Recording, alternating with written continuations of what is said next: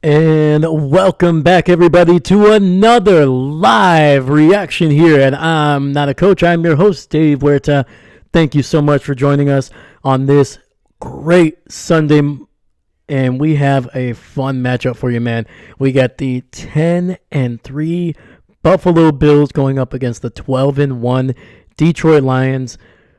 This, if it plays to its potential, man, I feel like I've said this about a couple games, and those are all true.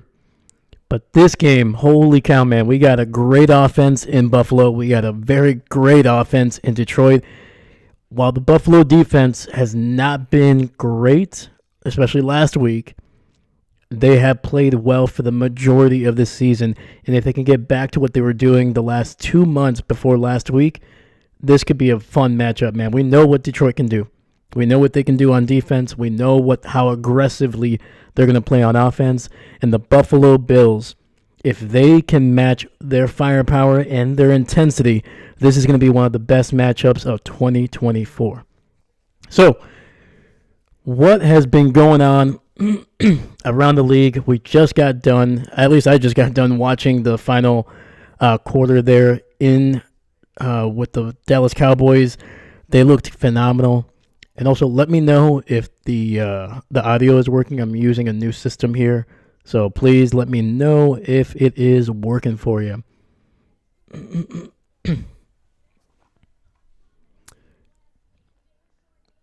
But yeah, looks like we're gonna get ready here in a couple minutes. But yeah, Dallas looked Dallas looked amazing, man. They looked phenomenal, and hopefully they can kind of keep it going.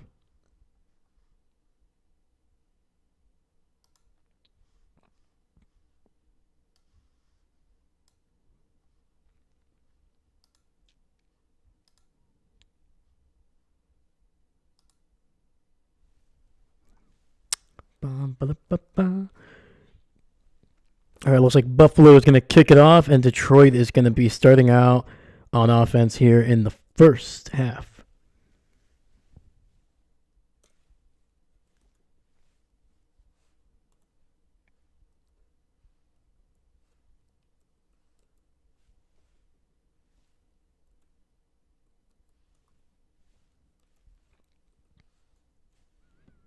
Kick is away, and it'll be downed in the end zone.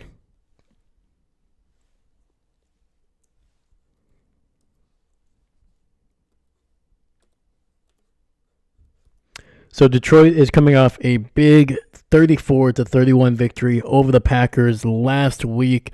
That was a tough one for me to watch, but it was an entertaining game. Both teams just played phenomenal, man. It was some hard-nosed defense. Yes, it's 30 points. Play action. They're starting out fast. Goff looking, rolling to his right, and it's going to toss this one out of bounds. But in the first half, Detroit basically was doing whatever they wanted. They looked good on defense. They only gave up 7 points, and on offense, hit 17. We're looking pretty efficient. And then in the second half, the struggles that they were kind of facing the week before against Chicago in the second half kind of came to bear. That offense kind of stalled out a couple times, even though they still scored 17. There was definitely some frustration that you could definitely tell on the Detroit's offense. And it's going to be a handoff up the middle, and Buffalo doing a great job of stuffing Montgomery there for no gain. So we got 3rd and 10 coming up. And then this Detroit team, who has been dealing with a significant amount of injuries on that side of the ball, they just kept on getting hit with more and more injuries during the second half, and the Packers were able to take advantage and score 24 points in the second half. But we got 3 receivers on the right, shotgun, Goff throwing it over the middle and incomplete. Not on the same page as Jameson Williams, and that'll be a quick 3 and out. But once again, Detroit, even though they gave up 24 points, game was tied. This team, Dan Campbell, they know their identity. They know who they're going to be. They're consistent. And when they went for it on fourth down, instead of just kicking the field goal and maybe giving the Packers a small opportunity to come back, they said no. We're either gonna go for it and we're not gonna get it, and they're gonna have a chance to win, or we're just gonna make sure that we get it, and we're just gonna finish it here today. We're gonna do it our way, and they got it done, man. And it's gonna be a decent return for the Bills, so they're gonna get some really solid field position on this first offensive drive.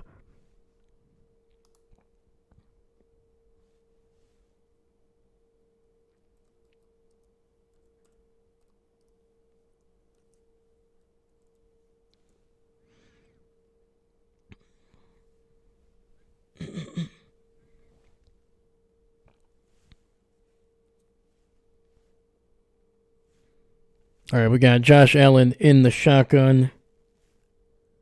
3 receivers to the right. It's going to be a handoff to Cooks. He's going to the left and trying to bounce it out.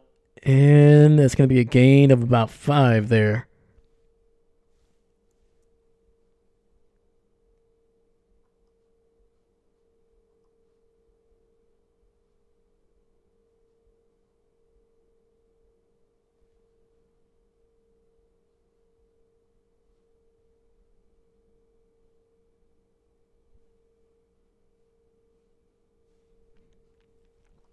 All right, we got 2 receivers on the left. Shotgun, fakes the handoff. Looking deep down the left sideline and finds his man. And that's going to be a first down for the Buffalo Bills. They're looking good. That is Johnson, number 26.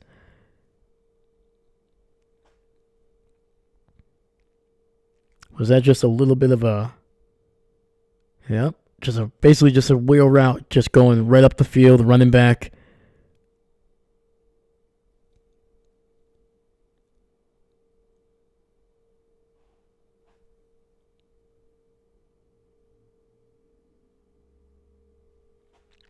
All right, ball at the 35 of Detroit here. Handoff up the middle and getting some decent yardage. Is that Ray Davis? Yes, it is. Gain of 5 for Davis. I think if you've seen any of my Buffalo games, you know I'm a big fan of Ray Davis, man. He's just been phenomenal for them all season long. It's great to see him getting more of a featured role as the season goes on.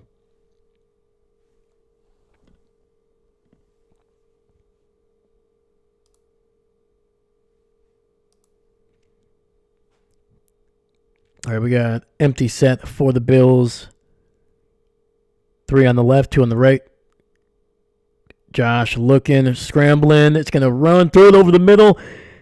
And that is incomplete. Nearly got it to Shakir in the end zone.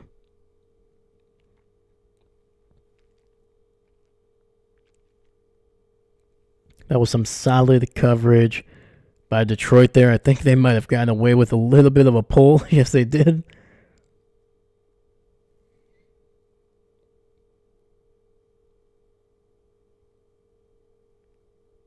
Yeah, I wouldn't have been surprised if they threw a flag on that one.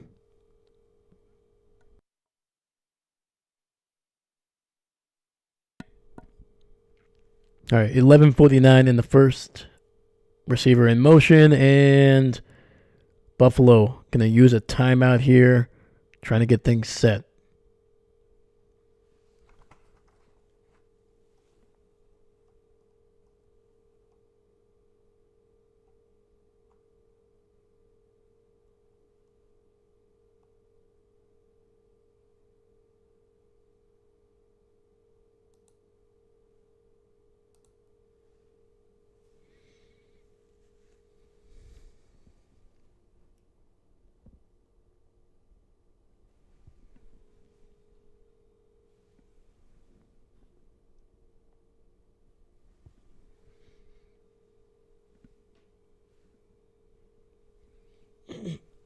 It looks like we're back for a 3rd and 5 here. Got 4 receivers all on one side there on the left. Josh looking, scrambling to his right, trying to direct traffic. finds somebody inside the 10, and that is running back Johnson, who is going to be downed at around the 6.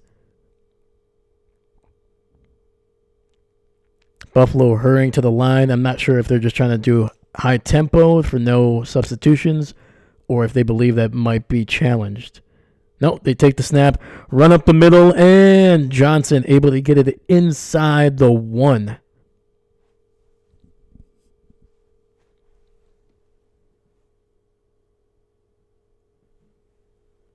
Looks like it was a clean catch there by Johnson. All right, ball at the 1, 2nd and goal, and it's going to be a QB sneak, and I think Josh might have gotten that one. And they're signaling touchdown here.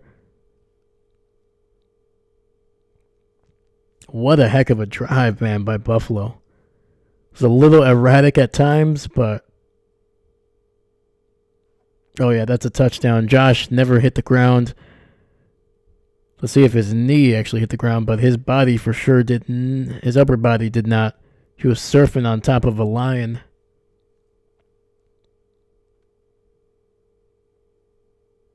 Yep. With a little bit of an assist there by the Detroit defender, Josh able to stay off the turf.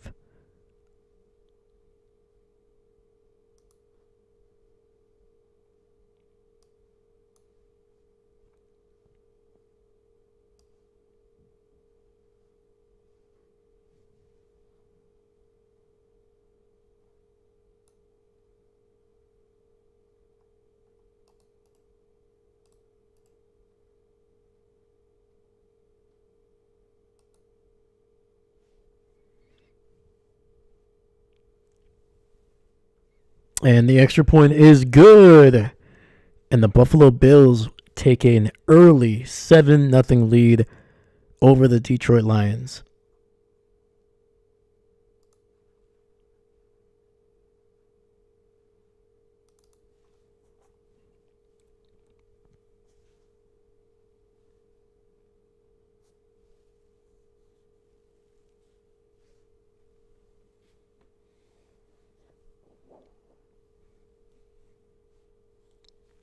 All right, guys, what are your predictions for this game? If I had to choose, I think Detroit just has a little bit of extra quality there in that defense. I think that's going to be the difference in this game. I'm going to go with Detroit with the victory, but it's going to be very close, man. Buffalo offensively has been playing phenomenal football, and their defense, again, if they can get back to playing kind of how they did before last week, I think they're going to have a really good opportunity. I think this Detroit offense, regardless of how dominant it has been susceptible to not even turnovers. It's mostly just the way how aggressively they play. They love the throws down the field. They love to challenge you, and typically they usually are winning most of those matchups. But when you're playing a team that has a lot of talent like Buffalo, even on defense, some of those, balls that are going to be more 60-40, 65-35, start to kind of get more towards the 50-50s. And, all it takes is one mistake here and there, and then you get a pick, a couple fumbles, maybe some incomplete passes, things like that. And then you start seeing drives stall out.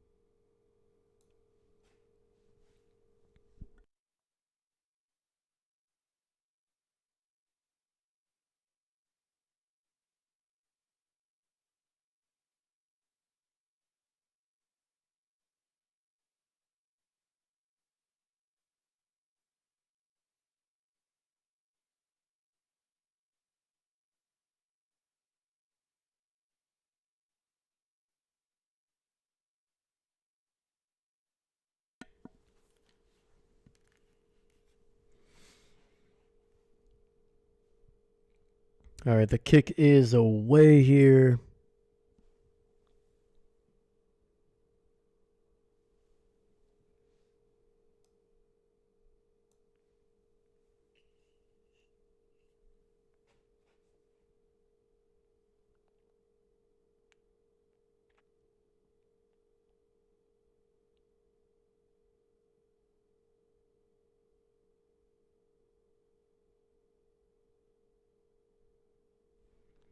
All right, receiver in motion. Detroit run up the middle, and it's going to be good for maybe a yard on the play.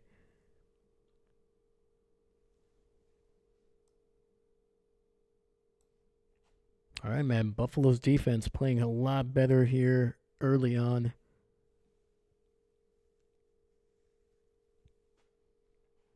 Yeah, last week we saw Detroit struggle to run the ball, probably for one of the first times all season. It was actually the first time they were held to under 100 yards rushing. And it's going to be a throw down the right seam, and big first down for Detroit here. Ball is going to be around the 41-yard line.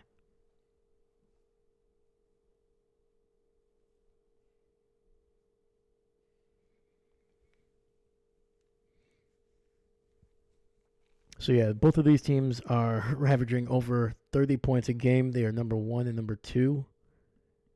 And their point differential is also 1 and 2. And Goff is taken down for a sack. And Buffalo sending a great blitz that got to him by Benford on that left side. Looked like they were playing man-to-man, and Benford on the corner blitz, man. Blindside hit. Let's go, man. Let's go. All right, we got 2nd and 18. Ball back at the 33. Goff, quick throw down to the right. Gets it to his trusty wide receiver, St. Brown, for a gain of about 5.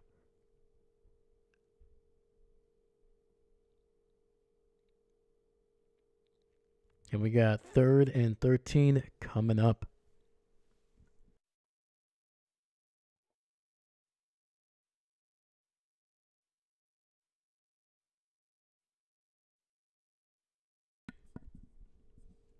All right, we got 2 receivers on the right. Goff dropping back, empty set. Gonna scramble, and he fumbles. And it's gonna be a quick fourth down for Detroit, man. Took a hit in the pocket, sack, fumbled.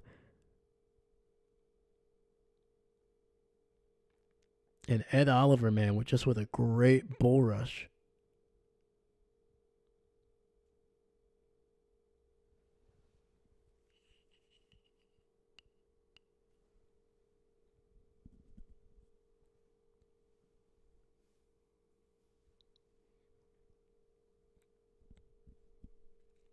All right, man, we're seeing this Detroit offense struggle a little bit here. Haven't been able to run the ball on either of their first 2 drives. And on this last one, offensive line giving up 2 sacks.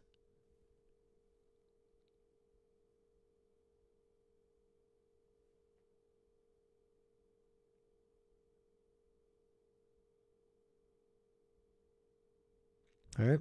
Going to commercial break. 7:44 in the first. And Buffalo has a great opportunity to go up by 2 scores here.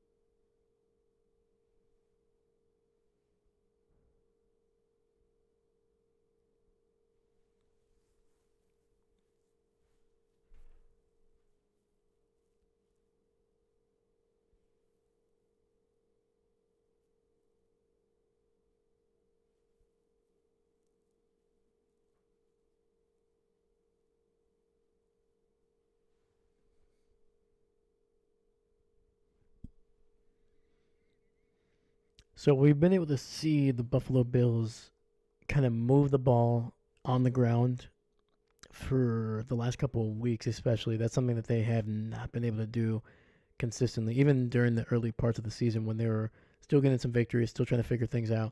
They really struggled. Last week was not one of those examples. It was mostly just Josh Allen and Matthew Stafford just throwing bombs across the field. So we got a play action, 1st and 10. Josh looking, scrambling, rolling to his left, and he finds somebody to the 40, down to the 49 of Detroit is James Cook. And these running backs, like I said, they didn't have a big week a week ago, but they have been so valuable when it comes to the passing game. We've seen what Ray Davis has done. James Cook is starting to really kind of pick up his slack, as we just saw right here, one of those prime examples. And yeah, man, this team, even though they don't have the depth at wide receiver, their running back staple is solid, and they are versatile guys. We've already seen Johnson, we've seen Ray Davis, and now we're seeing Cook, who gets the handoff, weaving his way through the defense here. Gain of about 3.5.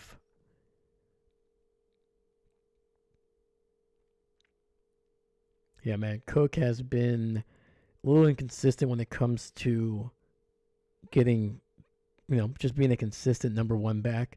But at this point, they have it's a run by committee here in Buffalo, and they're doing well.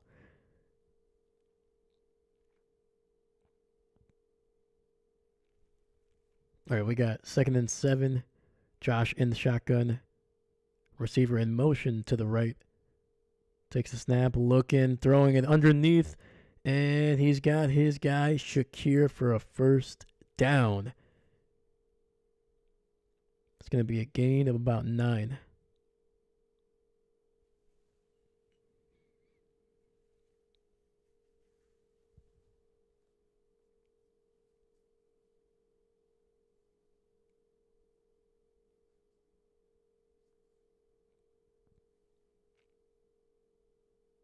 Yeah, just a nice little sluggo route from the right to the left. Like a very shallow cross. All right, shotgun, quick, fakes the handoff. Josh looking, running, and he's going to be good for about 3 or 4 yards, maybe 5 actually.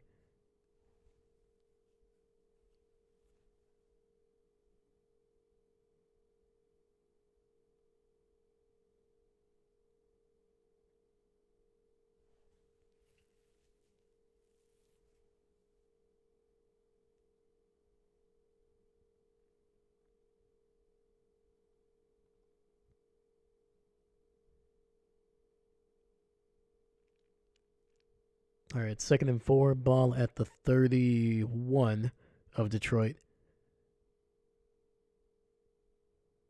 Buffalo, quick throw to his tight end on the left side, and that's going to be a 1st down for the Buffalo Bills, man. They keep on going.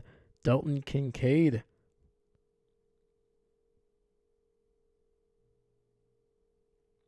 And it's been a while since I've seen Kincaid. Is this his first game back?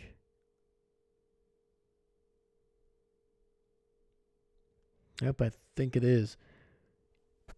Yeah, they've done well with Dawson Knox, but definitely nice to have Kincaid back. Chris Lasso, what's going on, brother? How you doing?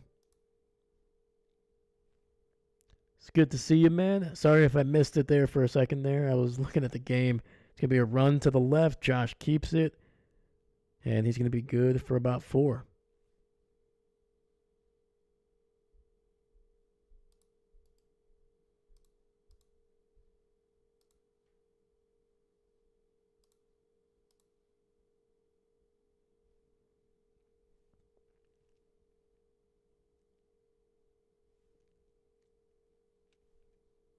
Chris, how you doing today, man? Hopefully your Sunday is going smoothly, brother.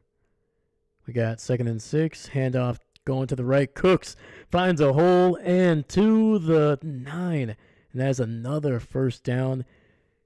And this Detroit defense, man, looking like they're struggling to really figure out what Buffalo's doing.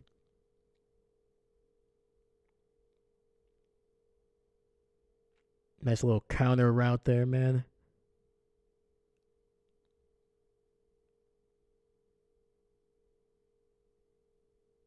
Just a great run by Cooks, man. He looked smooth. He looked fast. So we got first and goal, ball just inside the 10. Handoff. Gonna be running it and inside the 5 down to the 4. Who is this right here? Number 4. Oh, still Cooks. My goodness. Smooth day. Heck yeah, man. Let's go. Oh, the Buffalo. Yeah, the Bills are looking good, man. Buffalo is looking strong. Like defensively, they've been able to really keep Montgomery and Gibbs in check. Granted, it's only been 2 drives. And then their coverage has been pretty darn solid right now. They got 2 sacks as well. And touchdown, Josh Allen with a keeper right on that right side. And the Buffalo Bills are jumping up to a 13-0 lead, barring the extra point.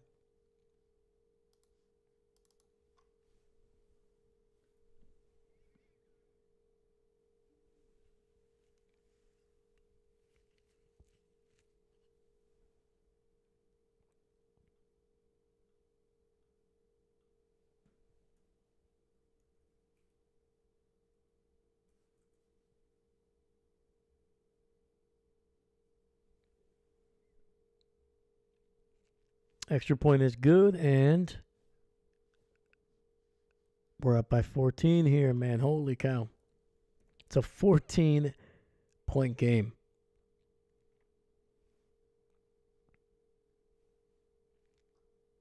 Chris, what's going on, man? Have you did you get a chance to watch any games earlier today?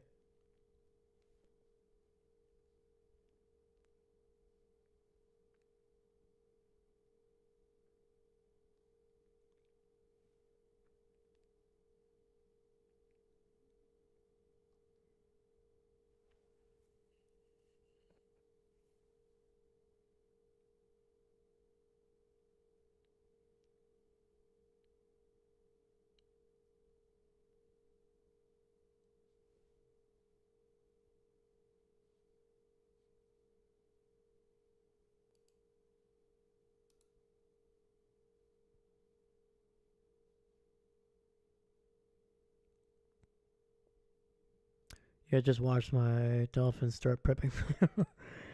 Yeah, dude. Oh, what was the score of that? Let me see here. 12-20. Ah, man. Dang, dude, that stinks. I'm sorry, man. Bad game altogether. Had my hopes up. Oh, I had hopes low there.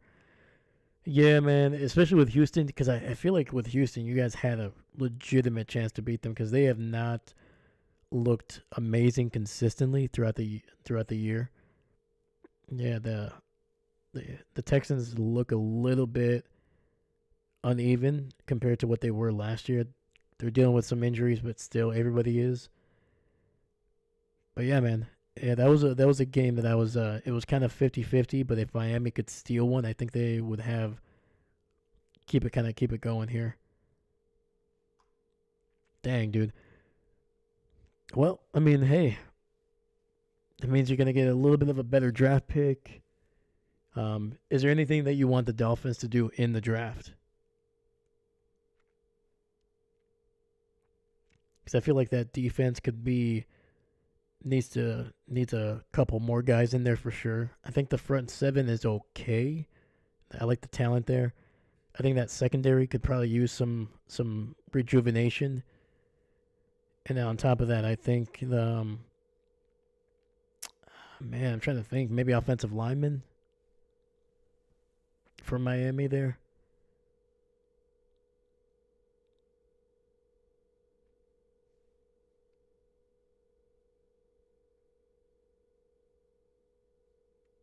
I need to start investing in them. Definitely.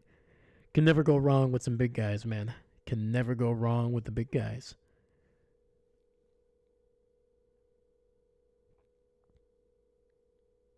Yeah, and you know you don't even have to really pick them in the first 2 or 3 rounds. Really, if you look at what the Packers have been able to do, like the majority of their offensive line it's mostly like guys in day 2, day 3. I think Rasheed Walker, who's it's gonna be a run to the left here and nowhere to go for Jahmyr Gibbs, taken down for I think a loss of 2 on that one. Yeah, but like Rasheed Walker was a 7th-round draft pick. You have Sean Ryan, who was picked up in the 3rd or 4th round. I'm trying to think who else here. Josh Myers, second round draft pick. So we got 2nd and 11, shotgun for Goff, 2 receivers to the right. And it's going to be a screen for Gibbs. He's going to make his way, weaving his way through this Buffalo team, and he's going to get a first down, gain of 13. Gibbs able to break about 3 different tackles on his way for that first down.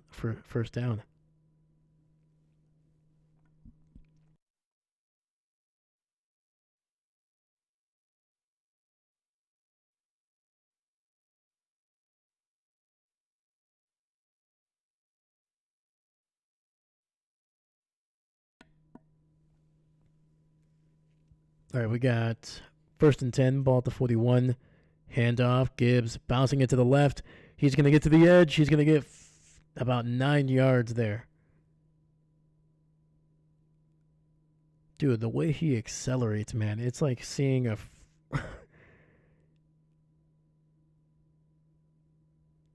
My God, dude, that bounce to the left and just the acceleration off of Gibbs, man. It's wild. I think the Dolphins would do well with a change at GM as well. Oh, okay. I like it. Yeah. I like McDaniel, man. I think that system does work. I think it's just it just needs, I don't know, man. I feel like this year always felt like a little bit of a retooling. Yeah, you guys weren't able to really do a whole lot in the offseason in terms of acquisitions just because of the cap constraints. So anytime you pay your quarterback, you're always going to have to start relying more on the draft because you're not going to be able to sign those big contracts in free agency. We got 2nd and 11. Ball at the 49. It's going to be a toss to the right. Nope. It's going to be a little bit of an inverted flea flicker down the field. Wide open is St. Brown, and that's going to be a first down for Detroit. Very nice, man. So Goff tossing it to the right to Montgomery. He turns around, throws it right back to Goff. And Goff able to find St. Brown running across the field near the left sideline there.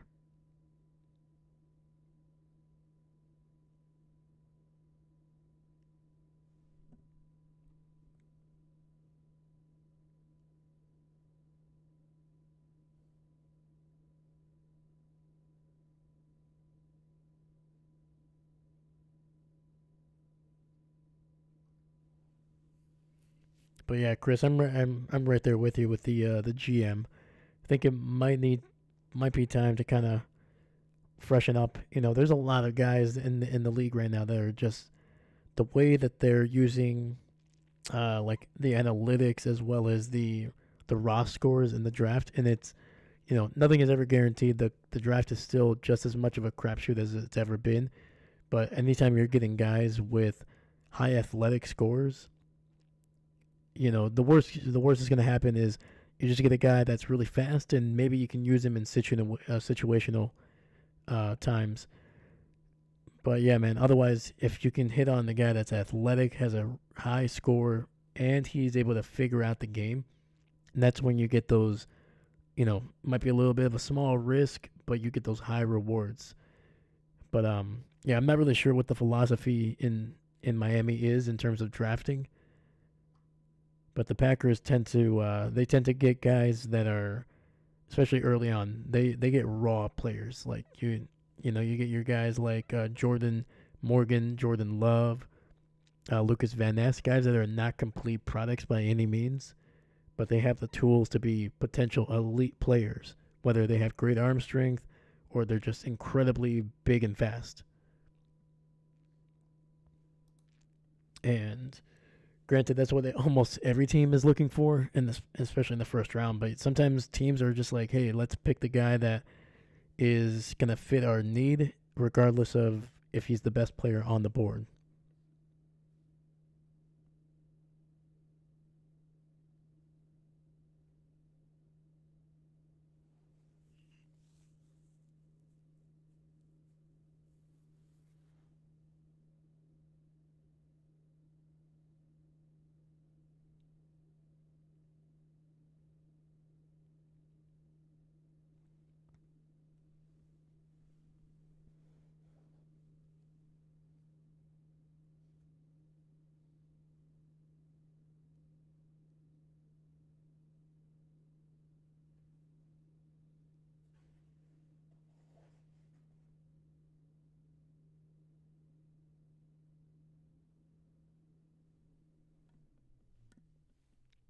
All right, back after transitioning into the second quarter. Quick throw down the left, and that's going to be incomplete for the Detroit Lions.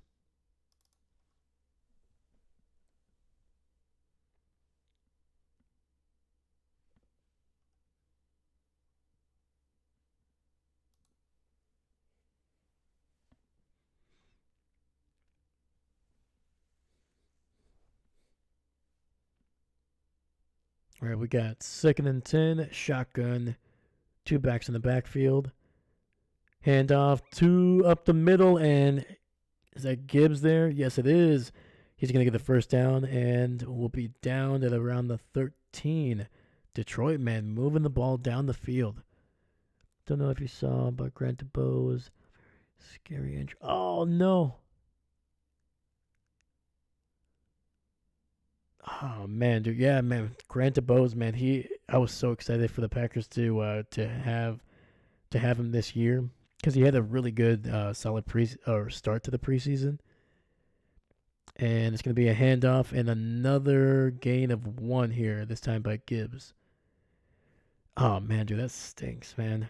No, I didn't get a chance to look at that, man. I'm gonna have to. I don't want to look at the video, but I'm gonna kind of keep an eye on what happened. Taken off on a stretcher. Damn, dude. That's rough, man. And the kid is just like so talented, man. Such a raw prospect. And apparently he was a really great locker room guy too. In Green Bay, a lot of high opinions when especially when he left. You could tell some of the players on there were kind of disappointed that he ended up getting picked up somewhere else, but at least he was going to get opportunities. But damn, dude. Mm.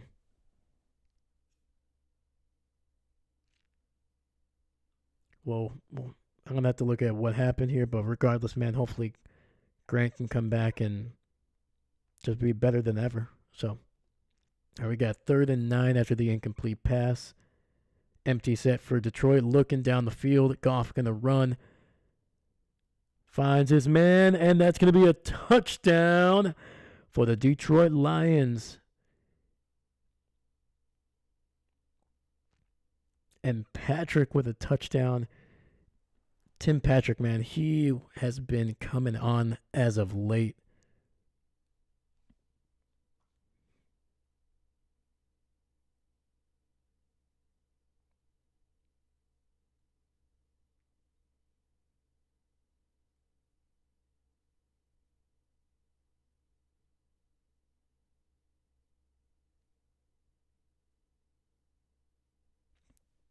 Wow, man, what a freaking.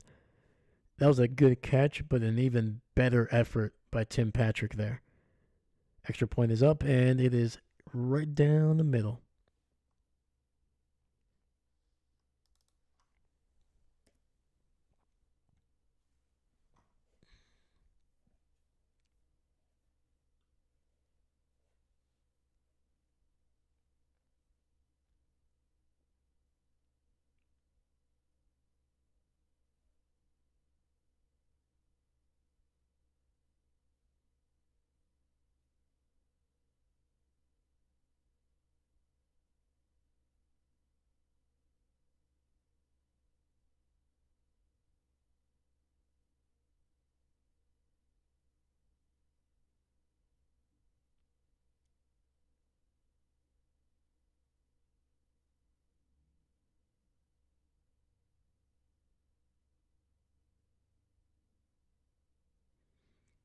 So from what I read here, it says teammate Tyreek Hill said after the game that Grant DuBose was in good spirits right now and that he's moving, and that's all that matters. Well, that's good.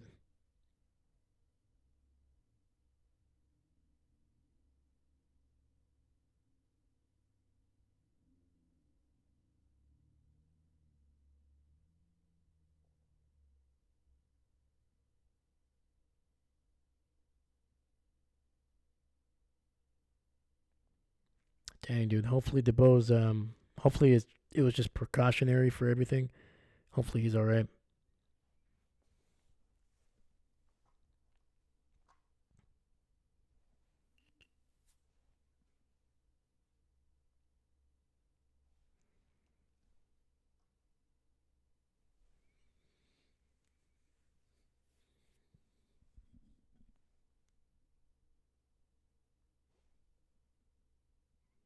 No, absolutely. Yeah, I remember he was basically with the Packers. They drafted him in the seventh round, I think, out of Charlotte. Um, he looked great in his rookie season when it came to like the practice. Just was never he wasn't able to make the initial 53, but he was on the practice squad for the entire year. And you can tell, man, that it's just crazy athletic, tall kid, kind of lanky, more of a I don't want to say possession receiver, but definitely more in the same mold as like trying to think here, like a Dontavian Wicks kind of guy. And I think the Packers are really excited for what he could bring physically, but also that he could develop into a really solid receiver. And then this offseason looked a lot better. First preseason game, he looked phenomenal, man. He looked good. Then he kind of trailed off a little bit, but you know, the ups and downs of being a young player that's developing. So when he went to Miami, I was disappointed because he wasn't going to be in Green Bay, but I was kind of excited. I was like, hey, man, hopefully he can play some ball. And I think it might have actually been the first game actually that I ever streamed on here because it was the Dolphins game. He played a significant amount of snaps there. It was not a great game. I think that was the one that Tua got hurt in. But man, dude, it was I was excited to see him on the field. So disappointed that he unfortunately this happened to him, but hopefully he's okay. All right, we got first and 10, single back in the backfield. It's going to be a handoff there to the right. And a gain of about 2 or 3. There is a flag on the field. And we have a Detroit player down on the ground as well.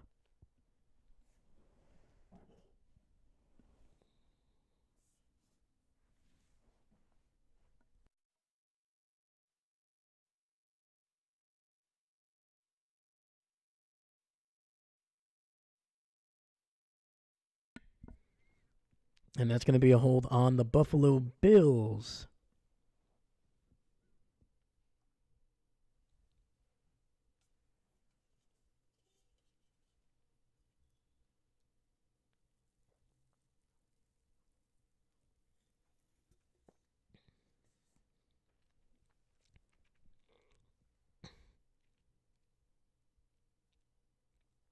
All right, right now we are stopped at 13:29 in the second quarter.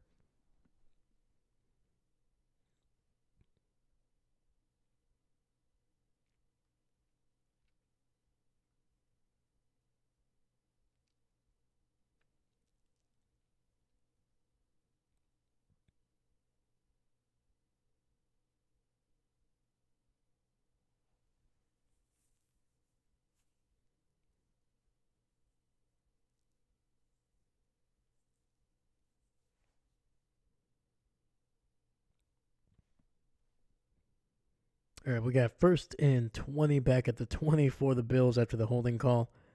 Josh looking, throwing it wide open, tight end, and that's going to be a gain of 19. And that is Dawson Knox running across the field from the right to the left. Huge, huge chunk of yardage there. And a little bit of an update on the Eagles and Steelers game. The Eagles scoring a touchdown. It is 10-3 in that game. And it's going to be a handoff up the middle, and Buffalo getting the first down. And they're going to be out across the 40 down to the 42.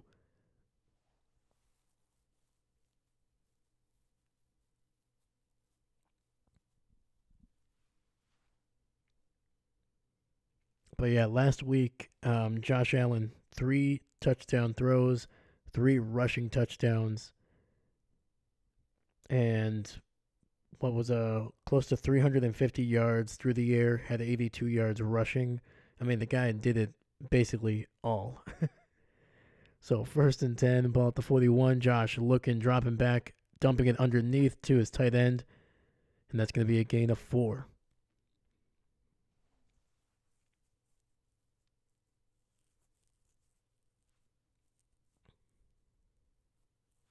Yeah, Josh Allen was the second leading rusher in that game against the Rams.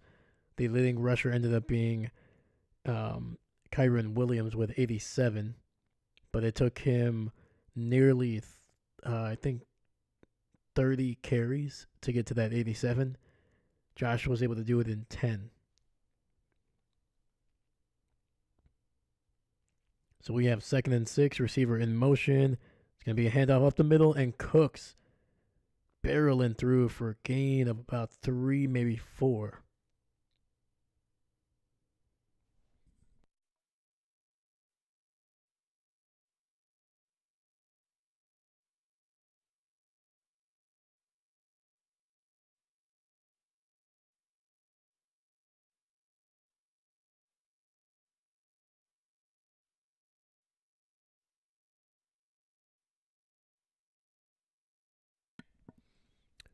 Empty set, 3rd and 2, and running back coming back into the backfield.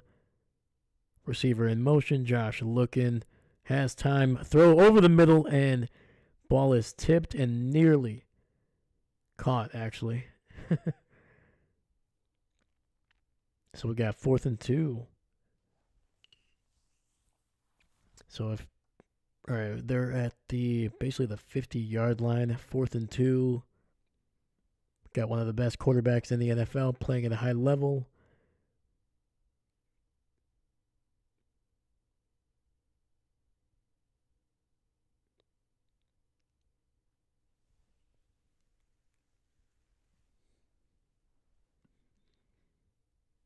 All right, we got an empty set here, and they take the snap. Quick throw, wide open is Johnson to the 25, and finally taken down around the 20. And the Buffalo Bills get a big first down. Holy cow, man. That was a gutsy throw. Josh nearly missed him.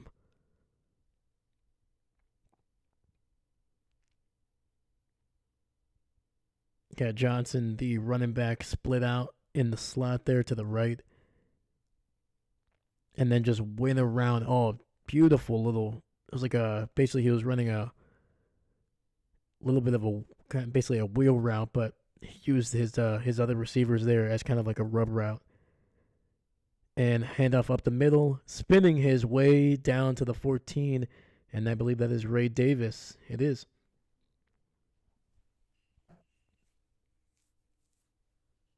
So basically, Johnson ran that wheel route. The 2 receivers that were the most outside were running inside routes, made a natural pick, and Allen just able to put the ball right on Johnson. He did have to fully extend it. It was almost didn't get it. But heck of a play by these running backs, man. They have been playing great. Josh takes the snap, looking, dumping it underneath to Johnson, who has some blockers, and that's going to be a first down inside the 10.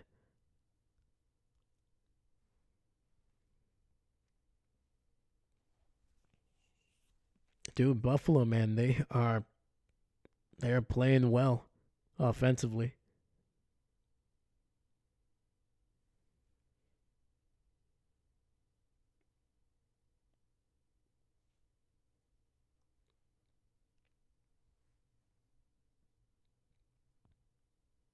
I like the aggression. All right, we got 1st and goal, ball at the 6. Receiver in motion to the left, and a handoff to James, and that's going to be a touchdown for the Buffalo Bills, and they are rolling right now.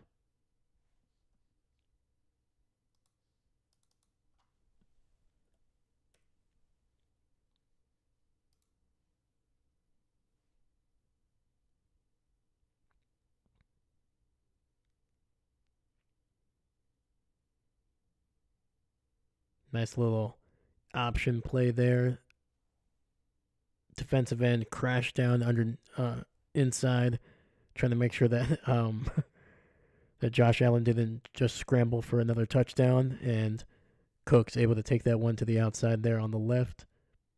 Was completely untouched on his way to the end zone, and the kick is up, and it is good.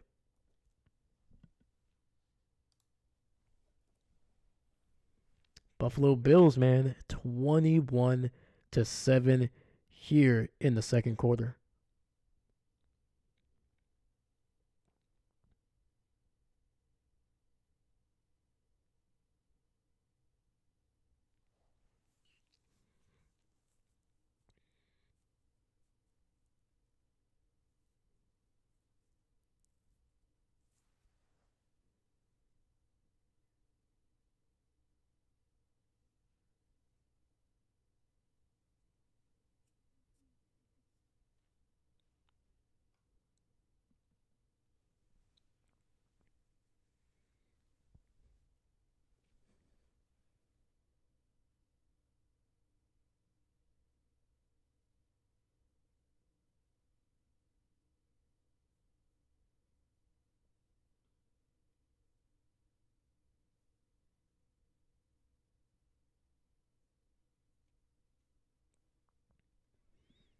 All right, let's look around the league while we're on commercial break here. Colts on top of the Broncos, 10-0. 6 minutes left in the first half there. Eagles Steelers has not changed, 10-3, with 13 minutes left in the second.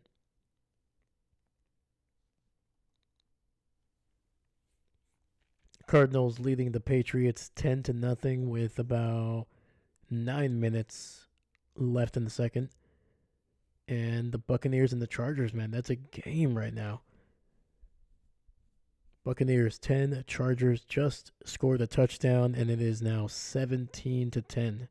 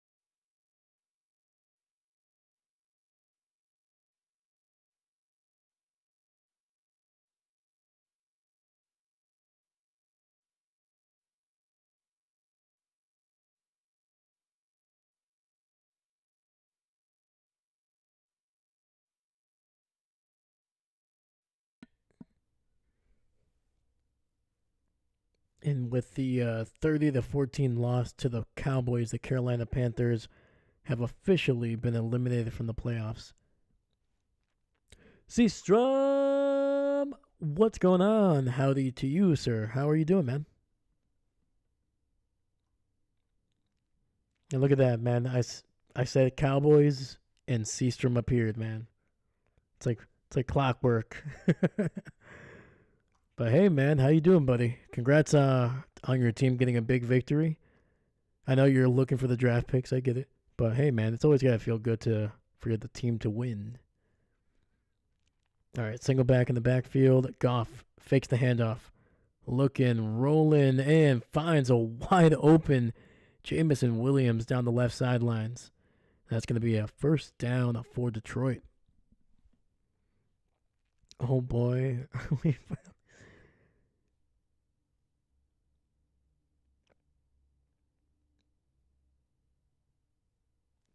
It's been a little bit of the team as a whole right now. So the offense on their first two drives haven't been able to run the ball, and they were sacked twice on the second drive.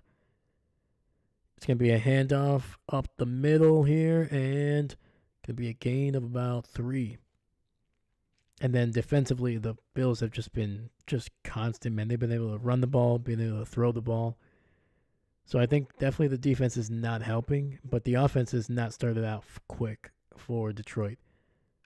On their last drive, they were able to get the running game going a little bit more, and then the passing game they were able to hit a couple explosive plays. So we got 2nd and 7. Goff, quick throw down to St. Brown. And that's going to be another 3 or 4 yards. So yeah, we might be seeing a little bit of granted it's early, but we might be seeing a little bit of a lull here for Detroit.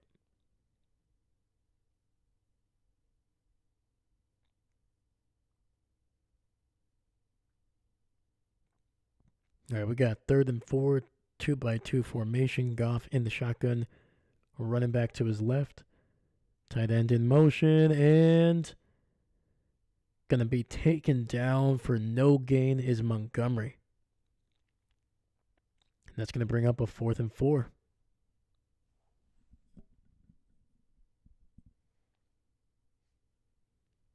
And from the looks of it, man, Detroit is gonna go for it here.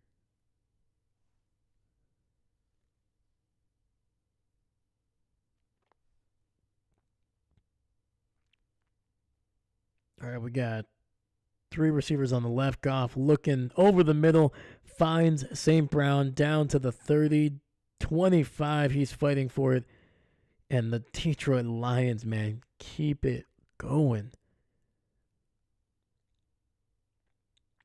Dude, I feel like I'm watching a Madden matchup right now, man. The amount of times I go for it in Madden, because you're like, oh, what's gonna happen? I lose a game, whatever.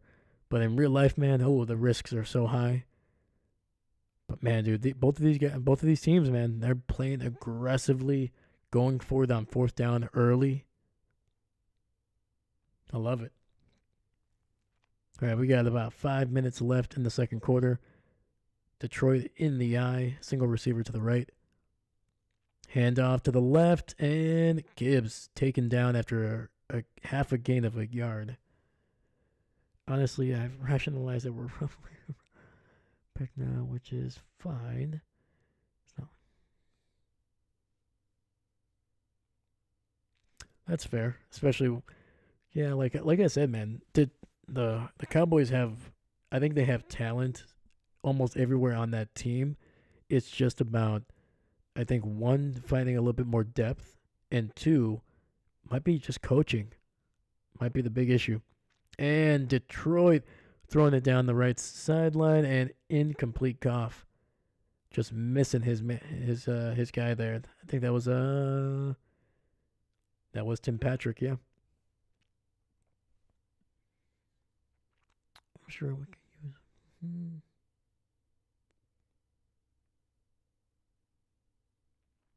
Oh, absolutely, man. I think offensive line could use some help, especially that interior for Dallas. I think they could use definitely one more back. I do like Rico, though. He's really been playing really well for you guys.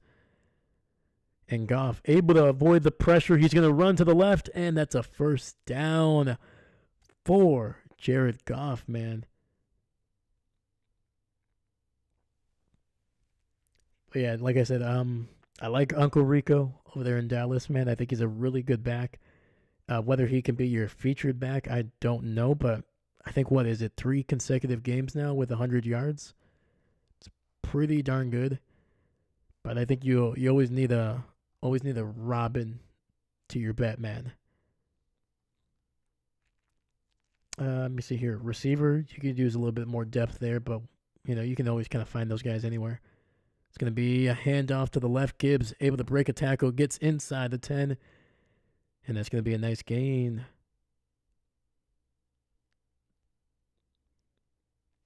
But that defense definitely needs to be retooled just a little bit, man. I think, like I said, the secondary is good, but they're getting a little bit older. Might need some infusion. Your linebackers, they just have to stay healthy, man. And unfortunately, you guys lost Overshawn, who was playing so amazing, man. He was one of my favorite players to watch. Like, I've seen a lot of Dallas games this year, and he's a player that I've really, really enjoyed watching. And it's going to be play action, rolling out to his left, and the big man with a touchdown. We got Skipper, the offensive lineman, with a touchdown. Oh my goodness, beautiful. That's awesome, man. I love it. You gotta love seeing a big man touchdown. Let's go.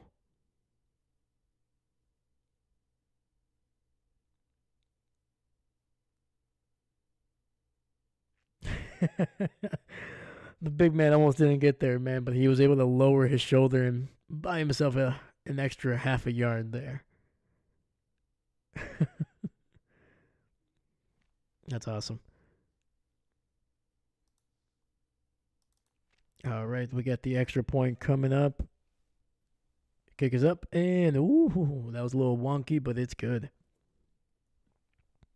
All right, man, we got ourselves a game. We got 3:01 left in the half, and it's 21-14.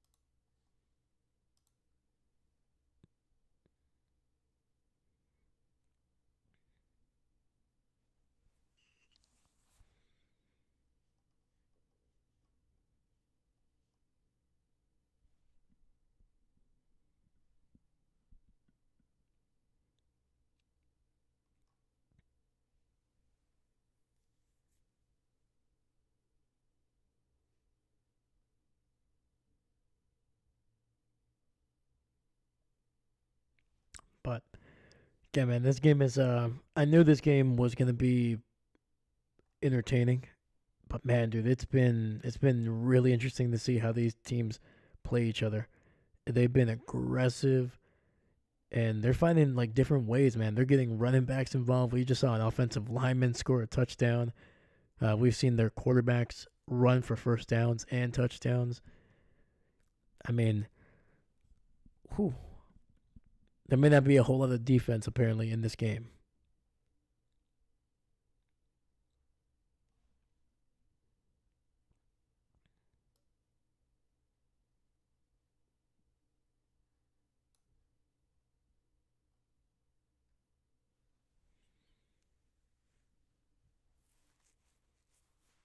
And for you guys in the chat, who are you picking here?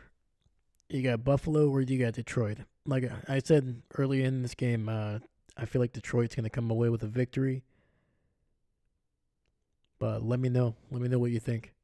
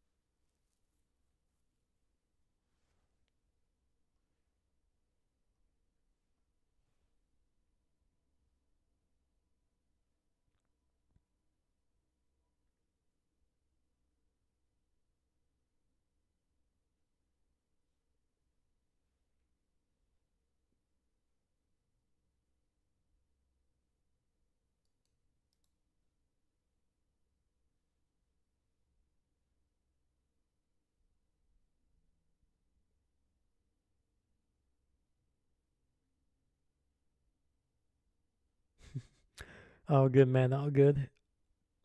I appreciate you. I appreciate you. Thank you. What board game are you playing, man? Oh. All right, we got first and 10 here. Rolling out to his right is Josh being pursued. He's got time. He's going to throw it deep down the right sidelines. Hits his man wide open. Holy cow, and they keep it going. If this stands, he's going to be inside the 10. There's a flag on the field, though. And that is Keon Coleman. Holy cow.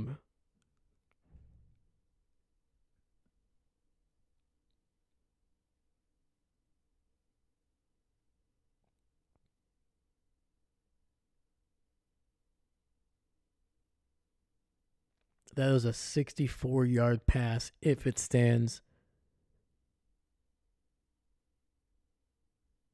That's going to be a personal foul. Roughing the passer. Oh, man.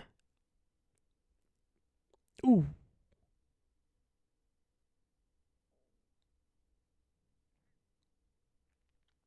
What a freaking route by Coleman. Holy cow. Great adjustment to the throw. And with the penalty, that'll get them inside the 5. 64 yards on the throw. Tack on an extra 4 yards on the penalty. And it's going to be a handoff to Cooks, who's going to fight his way to about the 3, maybe the 2-yard line. Oh boy, we got a couple guys fighting it out here a little bit.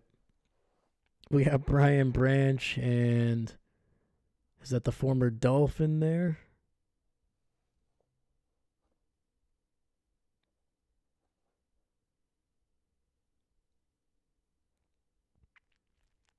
And with that beautiful little sentiment of them grabbing each other by the face masks and not letting go, that'll take us to the 2-minute warning here in a very entertaining matchup.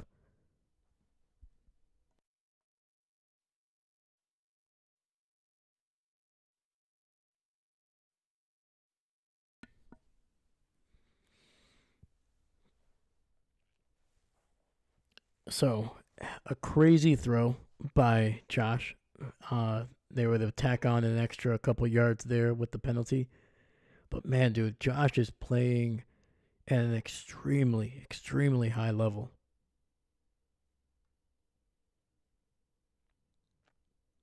Like, what was it? I can't remember where I read it, but ever since I did, it's always something that comes to my mind. But when he's playing like this, when he's just chucking dimes all over the field, whether it's from 15 to 65, and when he's rushing for touchdowns, rushing for yards, making just things happen, pushing, basically just dragging this offense down the field. It's the guy's like he just turns into like a Super Saiyan basically. And it's like when I don't know if any of you guys are anime fans, but like, anytime something's going wrong, guys are dropping, things left and right, guys are getting hurt, it seems like they're down. All of a sudden, freaking Goku comes in, music hits, and then this guy just goes off every single time. It's hilarious. It's basically a meme at this point. And that's what it looks like when Josh, anytime this team is struggling, or when they're like, maybe there's not enough talent on this offense, he just gets it done. He just finds a way to drag this team into contention. And it's always fun because these guys are now they're elevated to where he is now. They're like, you're seeing Keon Coleman, you're seeing Johnson, Cooks, Ray Davis. All these guys are just making plays. They're getting better and better as the season goes on. And that's always fun to see, man. As a fan of football, it's always fun to see when teams when the whole team gets better. Like, trust me, I've been a Packer fan my entire life. There are times when Rodgers, it seems like, is the only guy that's like dragging the team to the playoffs. And there's a couple seasons where it was like that. But then there are some seasons where the entire team is just getting better every season. They're getting, whether they're young guys or old guys, doesn't matter. And Josh rolling out to his right, quick throw, and that's going to be caught at the 1. So 3rd and goal coming up.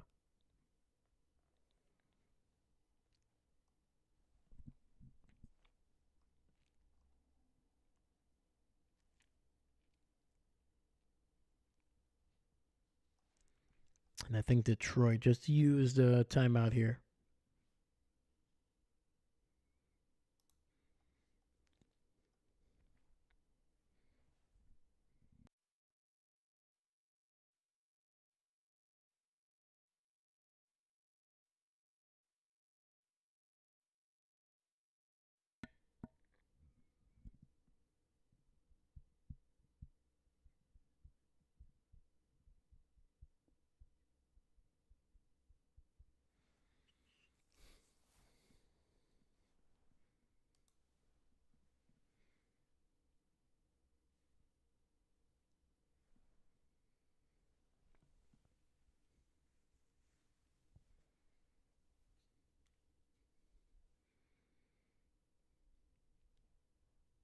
All right, we got a minute 35.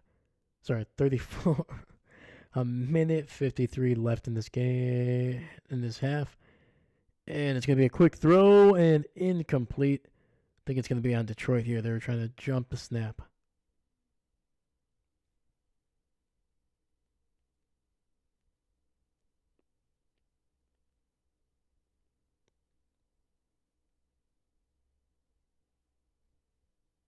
Oh no, it's going to be on Buffalo. False start.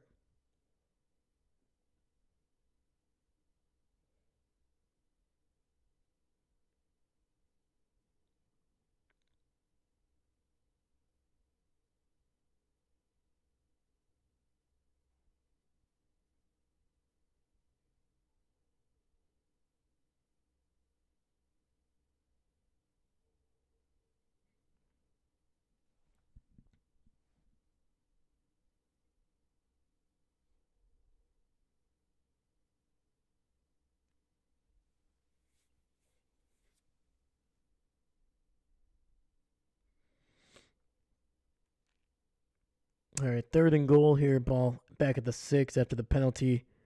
Josh looking, throwing it over the middle and incomplete.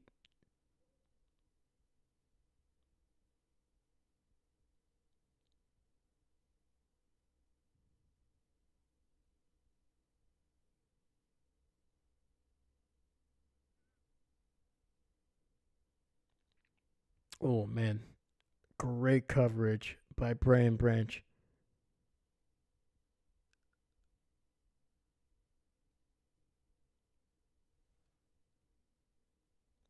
It looks like we have a Detroit player down on the ground here.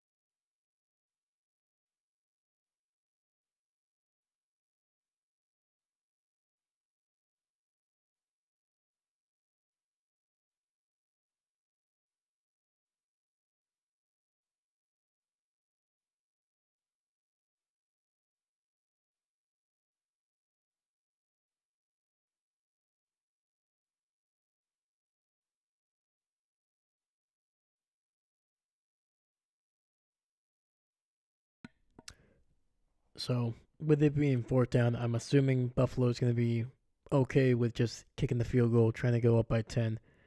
but it's gonna leave some time for Detroit here with I think it's gonna be around probably low over 140. And they still have 2 timeouts. So it's gonna be very interesting how aggressively Detroit is gonna be, not only to end this half, which they're gonna be very aggressive. They're not gonna care, but I want to see how aggressively they're gonna be starting out in the second half. That's something that they, over the last 2 weeks against Chicago, against Green Bay, they have kind of stalled out early.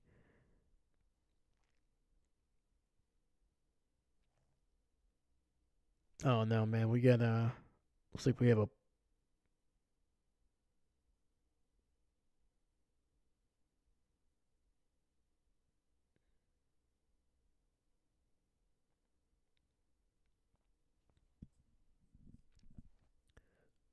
So they're bringing the cart out here. I have not really been able to see what it is, but it does not look good. You got basically the entire Detroit sideline on the field, and we're gonna go to another commercial break here. So, mm.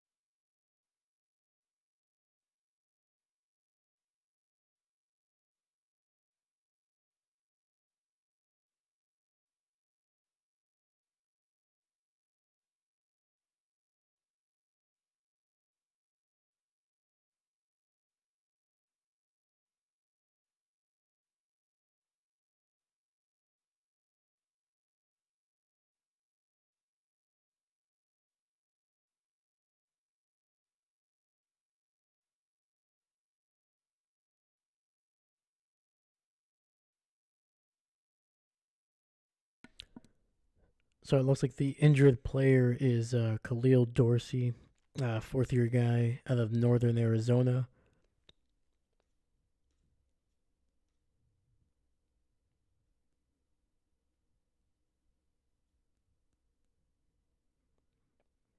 Yeah, he started out his career in Baltimore, but has been with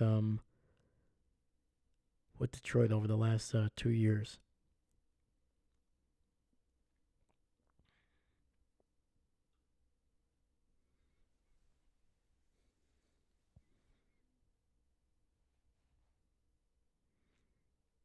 So it looks like they wrapped up his right leg there.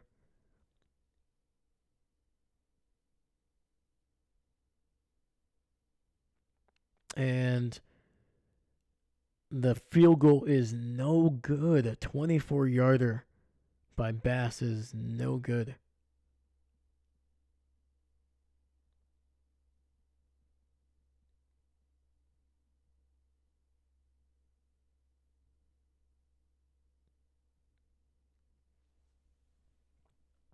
Just wide right. That thing just never curved in.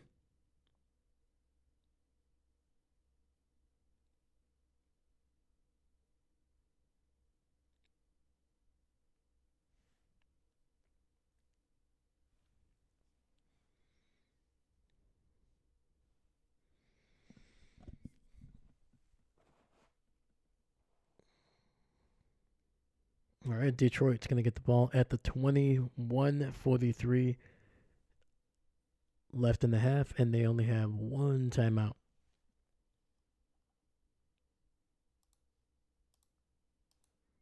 Quick throw over the middle, Laporta, and he's going to fight his way down to about the 43.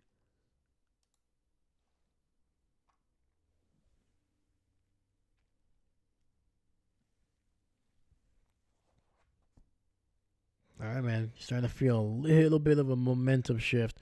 Quick throw, St. Brown. Gain of 8 and goes out of bounds. Stops the clock at 1:16.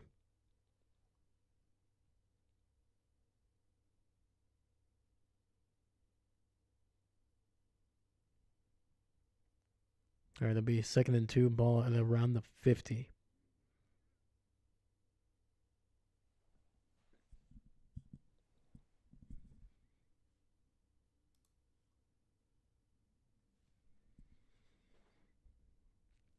Goff takes the snap, throw over the middle, wide open. St. Brown down to the 35. I think officially he's going to be at the 34. Under 60 seconds. Goff in the shotgun. 3 receivers to the right. Looking, throwing it underneath and incomplete. Trying to get it to Gibbs.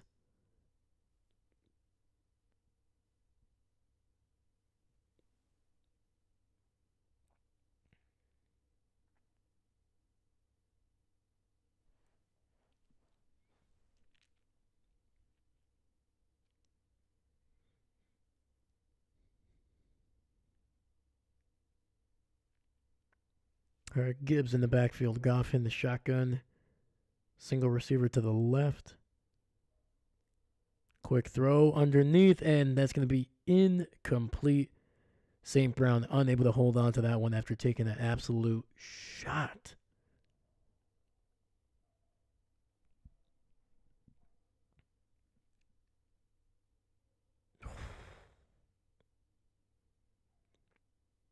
Yeah, he was trying to haul it in, turning around, and then just there he is, number 7 linebacker, just absolutely just drilled him.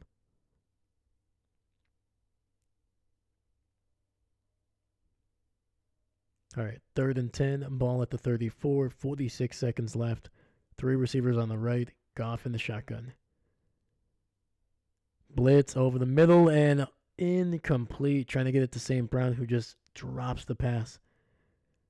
Great, solid throw. It was a little low, but not by a whole lot.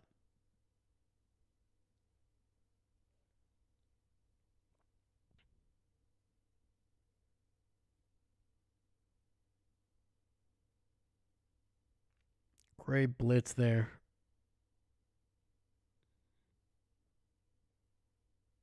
Oh, hit Brown right in the hands. I think if he hauls that one in, he has a chance to, as long as he stays on his feet, that's a touchdown, because there was not a whole lot of people in front of him.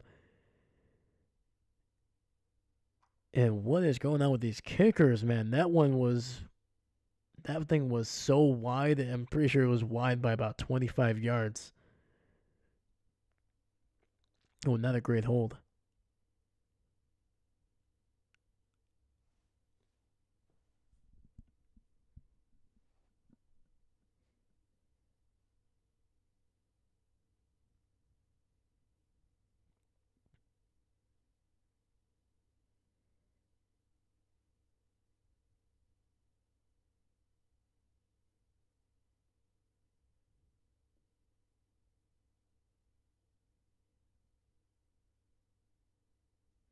And there goes Jared Goff slamming the Surface tablet there.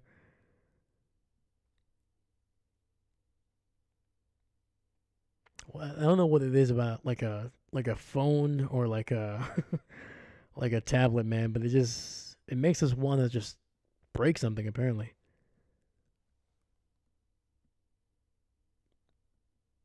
All right, so the Buffalo Bills will get the ball back here.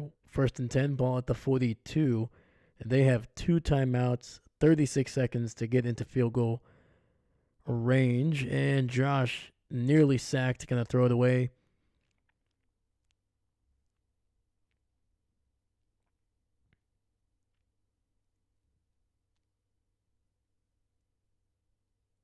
I'm just trying to see if there's a flag here. There should be. I mean, I don't think there was a single.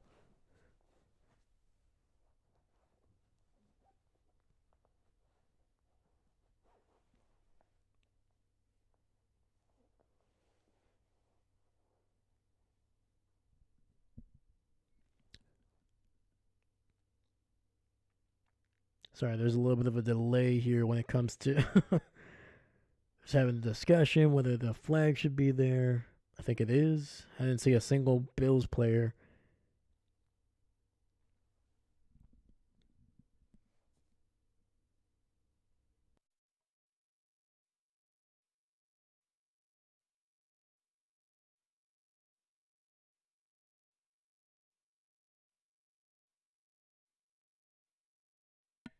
I'm not really sure what the. There we go. Okay. I'm not really sure why it took so long. I mean, he was inside the pocket. I don't even know if the ball actually got to the line of scrimmage anyway. And there was not a single Bills player within, or that was at least eligible, within like 15 yards of it. So we got 2nd and 21 now. 21 seconds. I think they have to adjust this clock, don't they?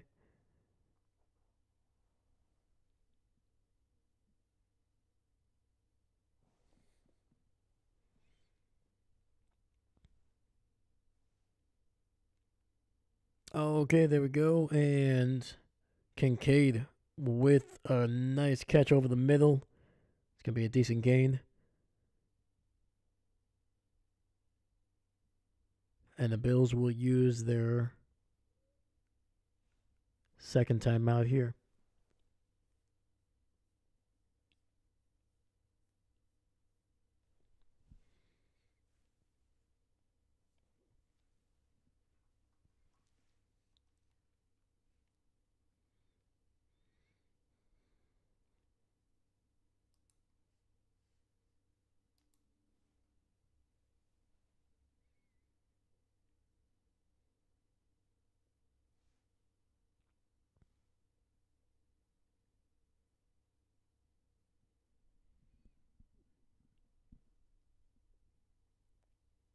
.12 seconds left. 3rd and 7. Single receiver to the right.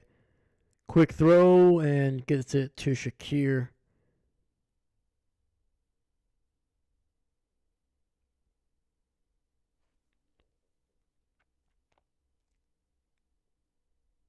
And that should be a first down for Buffalo there.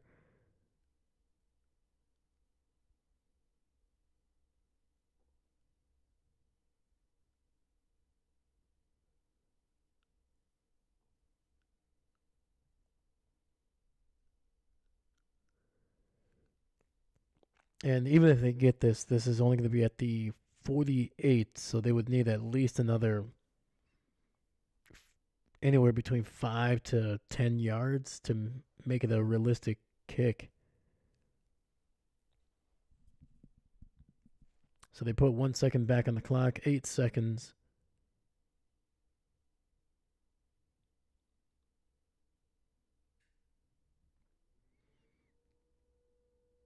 Josh looking, 6 seconds, 5.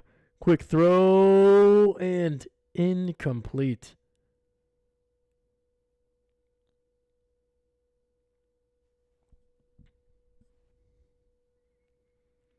Man, all of a sudden, man, these offenses are just kind of making big mistakes there. Missing throws, missing routes, missing a lot of kicks.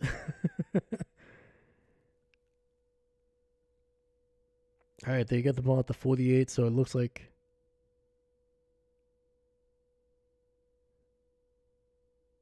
it might be Hail Mary territory here.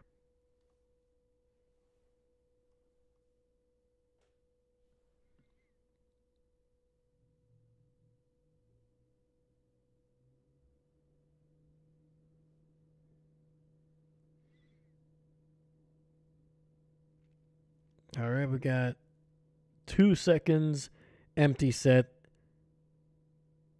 Okay, quick toss. Shakir, and going to be tackled after a minimal gain.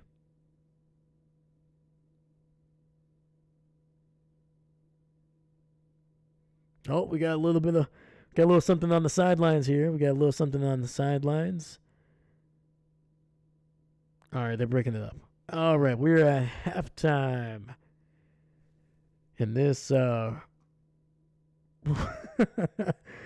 the fact that they almost got into a fight there at the end was hilarious. Whoa, hey, what's going on here?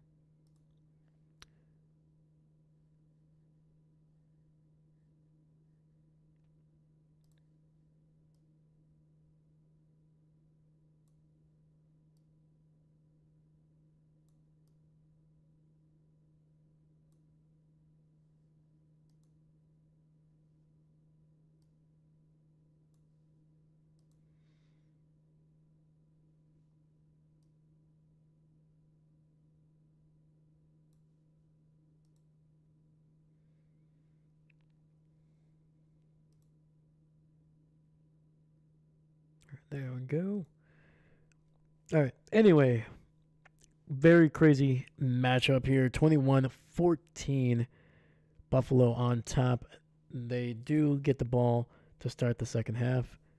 So they still have an opportunity to try to push this back to a 2-score lead.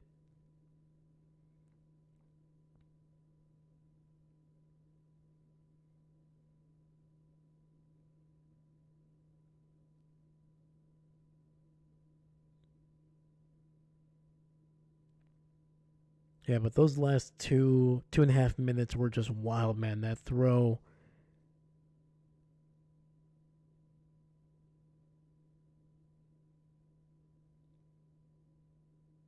Yeah, the throw by Josh to get them basically inside the 10, the run, then the just the weird little penalties that they were getting there to kind of stall that play out. The injury obviously took some time. And then Bass, man, just who he's been okay for them, but you can tell he is a kicker. And I think even just talking to Bill fans, they do not completely trust him when it comes to some of the kicks that you would think that he should make. And missing a 24-yarder, just that thing just never curled, man. It was just wild. Whether there was a hold, I didn't see anything wrong with the hold. The Lions kicker for sure had a weird hold because it was like tilted in the wrong way. So when he kicked it, it just kind of just shanked it to the left. But yeah, man, 24 yards, just missed it. Sometimes those close ones are weird because it's a tighter angle that you have to adjust to. You know, if you overcorrect, you're gonna miss it to the left. But regardless, tough one for them. Then Detroit looks like they're getting down the field, looking good. And then Goff just missing. Granted, he had pressure in his face, but basically missing his receiver. It hit St. Brown in the hands. But that was a tough catch, man. The ball was just dipping low. It was basically the nose was down to the ground. And it was coming down pretty fast. Plus, it was tight coverage by Buffalo. They have done pretty well in their coverage for most of this game. And they've been consistent defensively.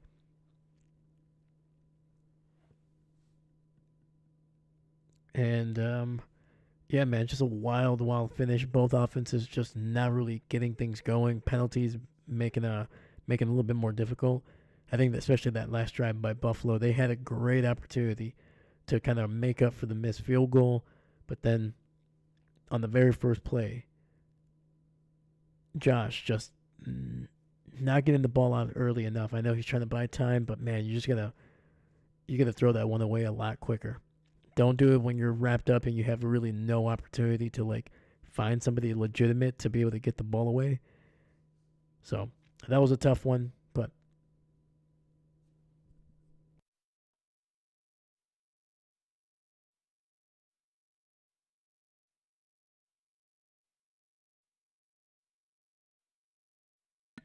so the big thing for this second half is to see how Detroit responds.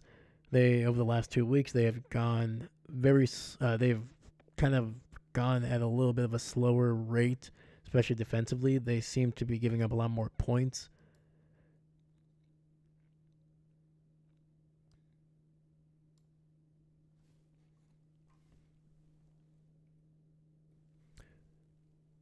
So against Chicago, they were leading, what was it, 16-0, and then I think they basically gave up 20 points to Chicago, and then they gave up 24 to Green Bay in the second half. All those points in the second half. So over the last two games, gave up 7 points in the first, gave up 44 at least in the second half. So they really need to make sure that they do not give up that many points or anywhere. They got to play a lot better in the second half defensively. Otherwise, Buffalo is just going to be able to run away with this one.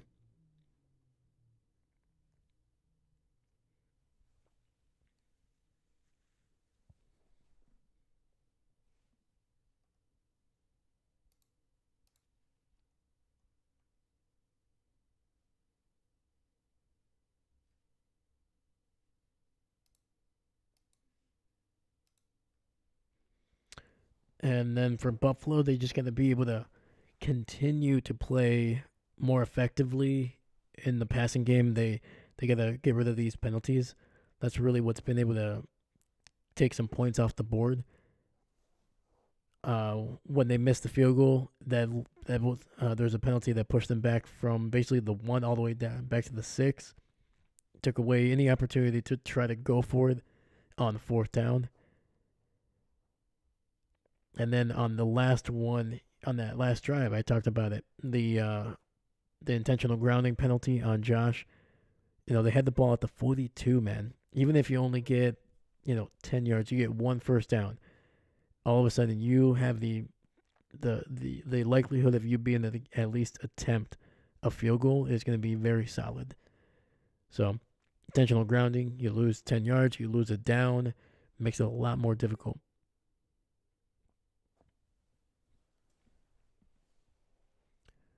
So they gotta make sure that they're being a little bit more efficient offensively. Make sure you're not getting penalties and not putting yourselves in bad situations where you're giving the ball back to Detroit. The last thing you want to do is have this Detroit team all of a sudden find its rhythm in the running game, and then they're gonna just start taking time off the clock and scoring points.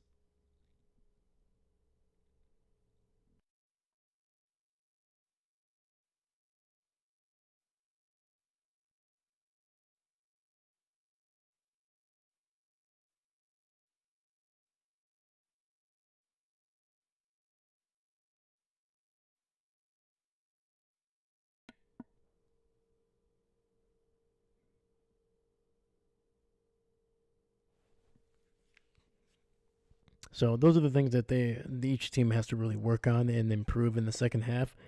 But the things that they have done well, like Buffalo, their passing game has been phenomenal. I think they're on pace for almost 500 yards.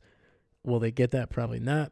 I think they're going to try to slow down the game a little bit more with their running game. They've done well with their running backs. They haven't put up a whole lot of rushing yards, but each running back has had a big opportunity, or has made an opportunity, a big play, I should say, in the passing game. James Cook was able to make a great catch down the left sideline and kind of hitting into like a second move when Josh was scrambling. He was able to get some separation, get some big yardage down the field, and then Johnson, of course, that throw that helped set up, I think, the second touchdown when they went for it on 4th down. Allen hit him perfectly in stride. Johnson kind of had to extend for it, but he was able to get it, bring it down, convert the 4th down, and keep that drive going, man. Let me see here. Ray Davis, he hasn't had a huge play in the passing game yet, but he's actually been the most effective of the two backs through most of the season. But I do like what James Cook has done because he's running the ball well, he's catching it. They need to get him the ball a lot more in the second half. Because when you're able to get the ball in your running back's hands, whether it's through the air or on the ground, you're typically going to be able to control the clock a lot more, and that's what you need to do against Detroit. I talked about it when they were playing the Packers, and I've talked about it for most of the season. The way you beat Detroit is, one, you match their physicality and their big playmaking ability, which the Buffalo Bills have done in the first half. But the last one, and this is probably the most important one, especially in the second half, control the clock.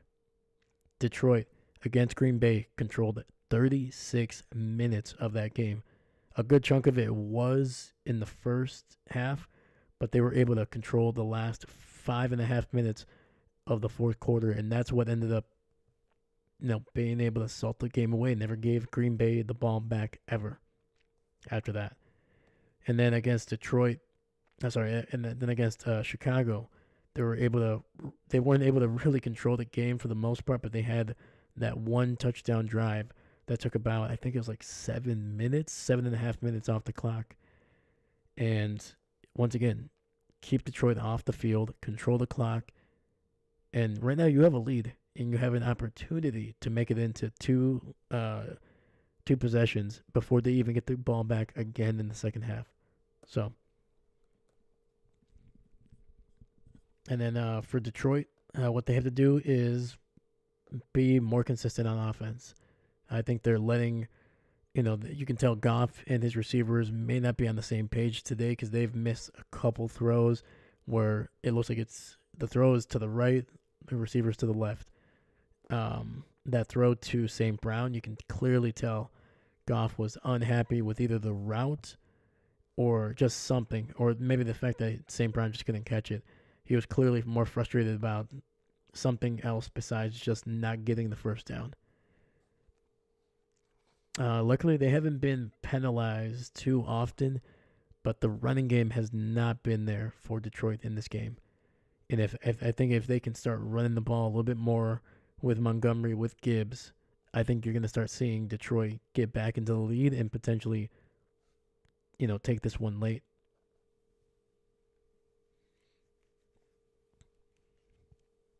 All right, man. But those are my thoughts on the teams, what they need to do, what they've done well. And yeah, so let me know what you think. What have you seen? Do you still think Buffalo's going to be able to hold off, or do you think Detroit's going to come back and win this one?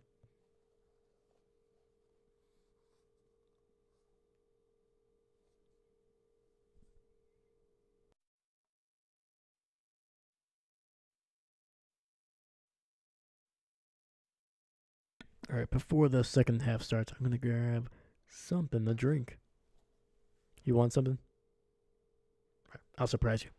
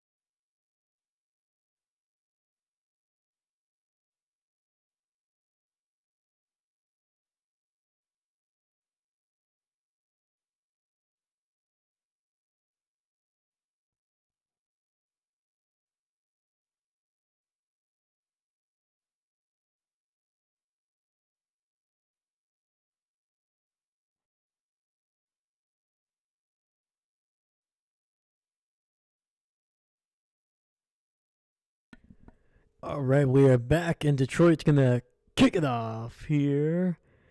And they'll be downed in the end zone. Buffalo getting the ball at the 30.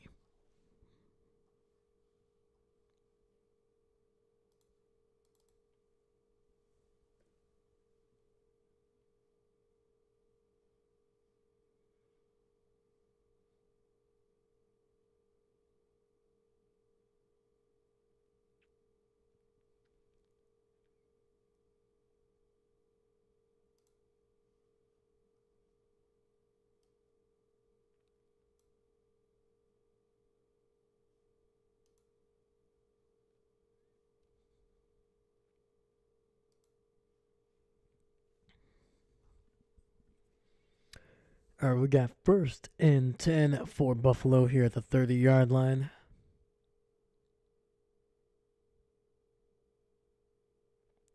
Buffalo in the eye. Josh hands it off up the middle. And that's going to be a gain of 4 by Johnson.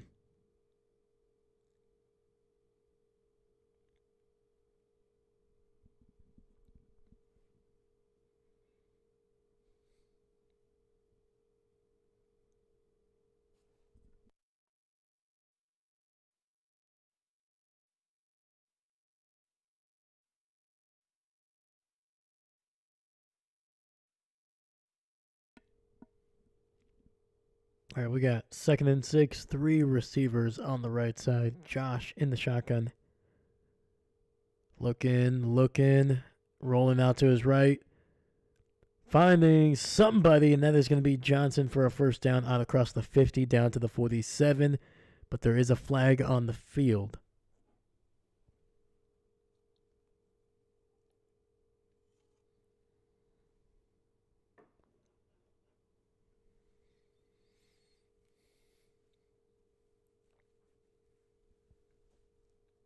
It's going to be on Detroit, so that'll be declined, and the 19-yard gain will stand.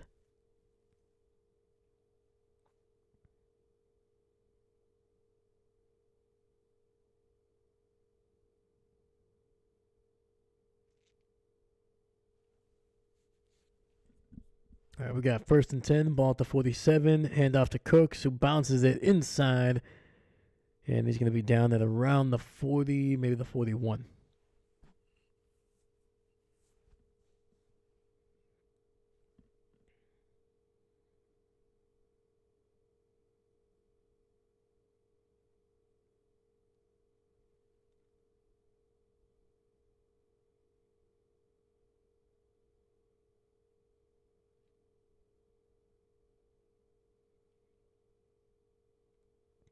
All right, 3 receivers to the right. Cooks in the backfield. Going to get another handoff. He's going to find some hole. 25, 20, 15, 10, 5. Touchdown! James Cooks. And that was with him getting his hair pulled at around the 25.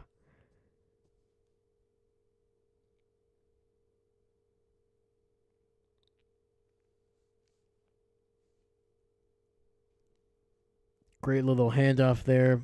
Bouncing it to the left and then cutting it up inside.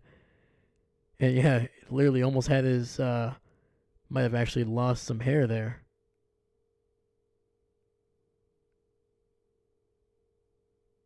There you go, man. Those dreads are strong. Let's go. That is a huge run by James Cooks. 41 yards on the ground. And the extra point is good.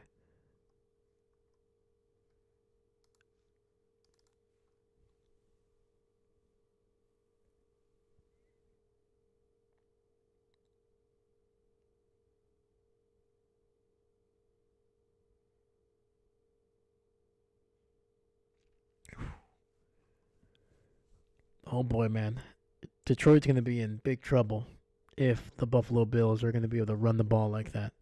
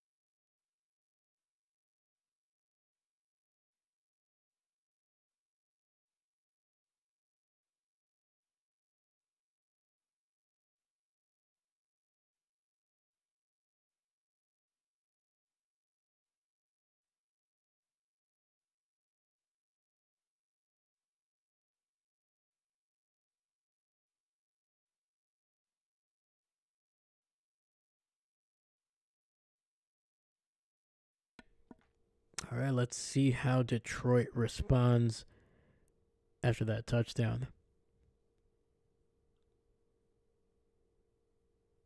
So right now, Josh, 15 of 20, 273.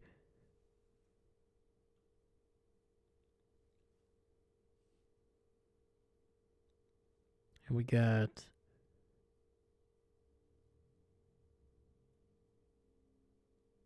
Cooks, 9 for 84, 2 touchdowns in this game. So basically half his yardage came on that last 41-yard touchdown.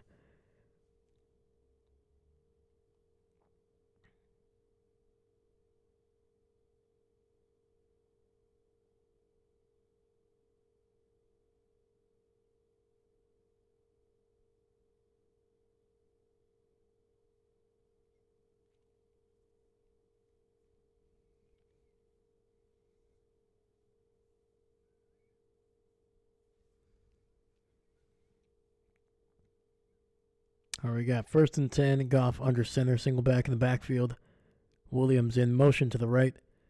Montgomery gets the carry and gaining maybe a yard on the play, trying to run it to the left.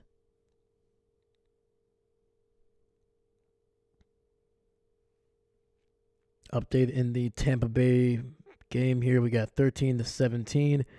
Baker throwing it, trying to direct traffic. He finds Mike Evans for the touchdown. Tampa Bay on top. All right, Goff under center, single back in the backfield. It's going to be a toss to the right. Gibbs finding a hole and getting about 2.5 yards, maybe 3. And Gibbs visibly upset here. Looking like he's just putting his hands up. He's like, come on, man, we got to find something.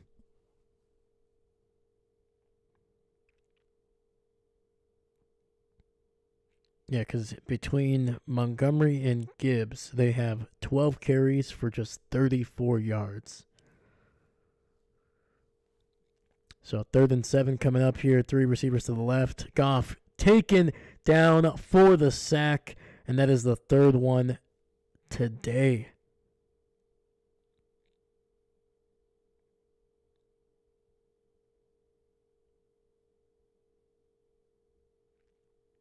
And that was Rasul, I believe.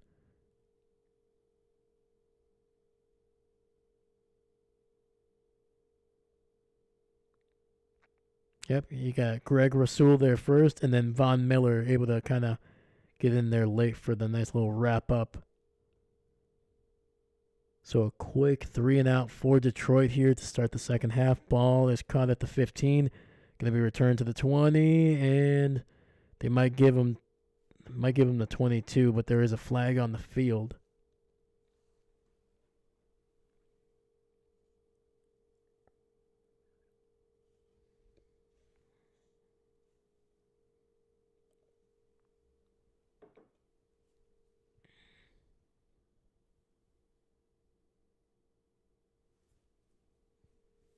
And it's going to be holding on Buffalo, so going to move him back here, probably well within the 15.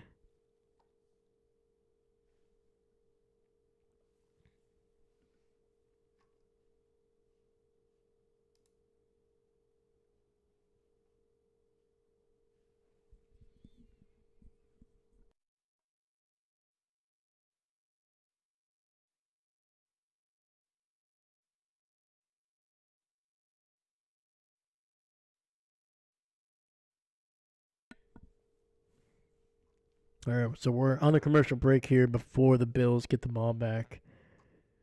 And, dude, the momentum, they got to make sure that if Buffalo wants to win, they got to just keep putting the pressure on. It's not been often that we've seen Detroit like this. In like not necessarily being down. It's more about, man, so far, man, they have not been able to really get anything on defense going for the most part. It's been 1 or 2 plays here and there where they've made some big plays, but I mean, right now, if the Bills don't get a penalty on that 3rd and 1, from the 1. This could easily already be 35-14 with the opportunity right now that they have to push it even further. Or at the very least, even if they make the field goal, it's 31-14 with an opportunity to make it 38-14 now. So, yeah, Detroit has not been amazing offensively. They've missed some plays, and defensively, they just seems like the injuries, similar to what Seastrom was saying, the injuries might be finally taking their toll. And they ended up losing another guy earlier in this game, Khalil. So it's just they're getting thinner and thinner on defense as they go.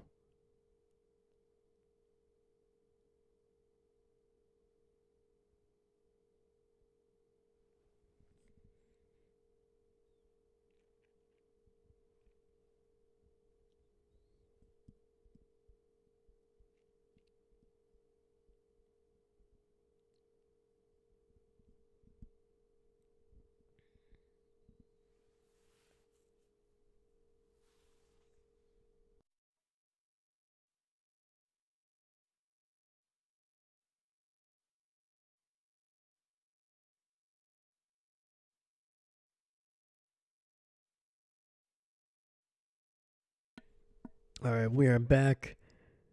Buffalo gets the ball at the 8, 11-16 in the third, and it's going to be a handoff. And I believe it's Davis who's going to get it to about the 9.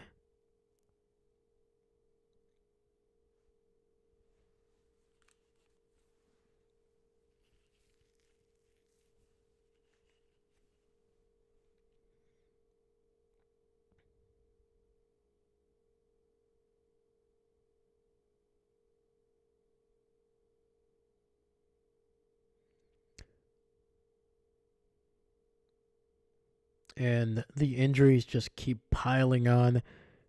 Just right now, they apparently have officially downgraded Carlton Davis to out for the rest of the game. Buffalo finding another first down here. This time, Davis able to find some room on the right sideline and a gain of 9. And with that update too, they said that Khalil was transported to an emergency hospital for a severe ankle injury. So, yeah, man. Hopefully that dude is okay. Hopefully he can get back to whatever it's this year, next year, whatever it is, man. 1st and 10, ball at the 19 for Buffalo. Play action. Josh keeping it, breaking the tackle to the 25 and getting out around the 30, and that's a first down.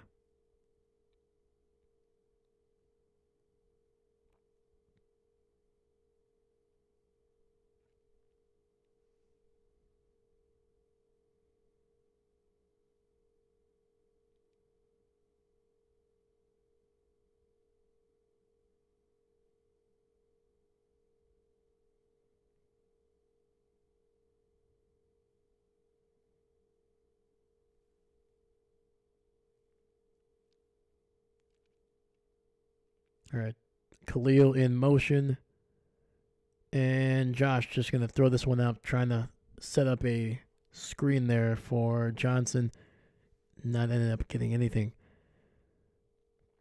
Speaking of Johnson, man, he is the leading receiver for the entire game. He has 5 catches for 114 yards, man. That isn't that is insane for a running back. He's averaging over almost 23 yards per catch. That is absolutely wild.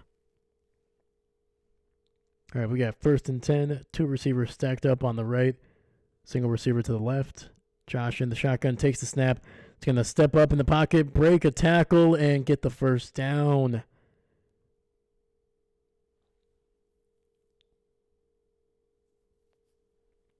And they're going to mark him right at the marker at the 39.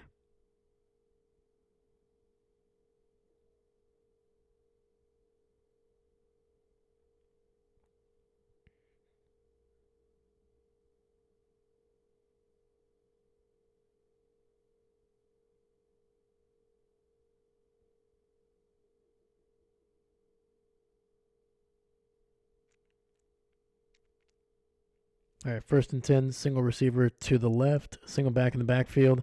It's going to be a handoff and taken down for a loss of 2 there.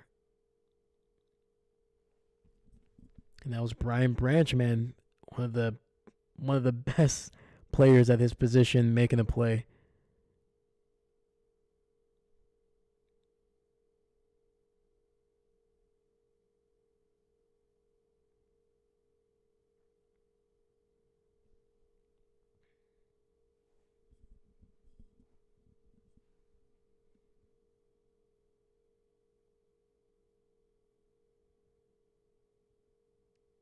So we got 2nd and 12. Josh looking, throwing it down the right sideline, and that'll be incomplete. Trying to get it to Matt Collins there, and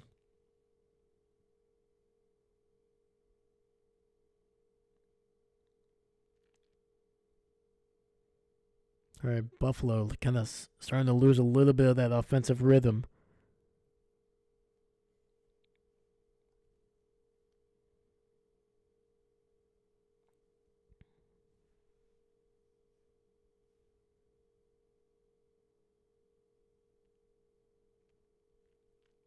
All right, we got 3 receivers on the left, a single receiver to the right. Josh alone in the backfield, throwing it, finding his man, but he's going to be about 5 yards shy, maybe 4 yards actually. Getting it to Shakir there, gain of 8.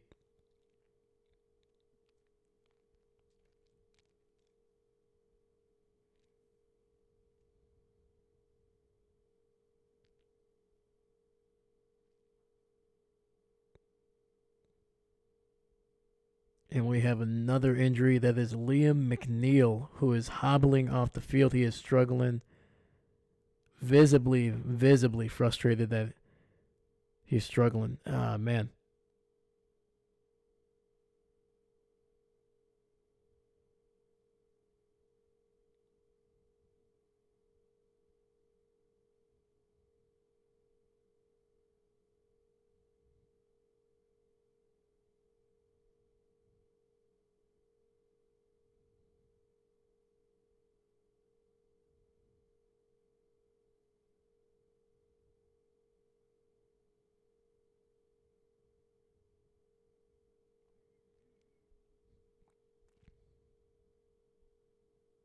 All right, Buffalo's going to punt this one away from their own 45.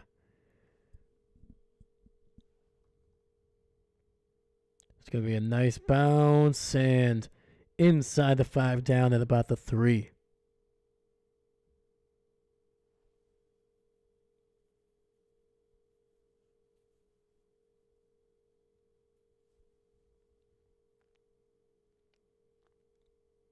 We're going to go to a commercial break at 7:03, and Detroit, this offense needs to get something going, man, because this defense is just they're just running out of guys, man.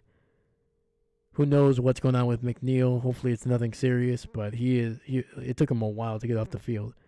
It was anywhere between 3 to 5 steps that he was taking. He would needed like to just take. He was just kind of hunching over, visibly frustrated. It took him a while to get off the field.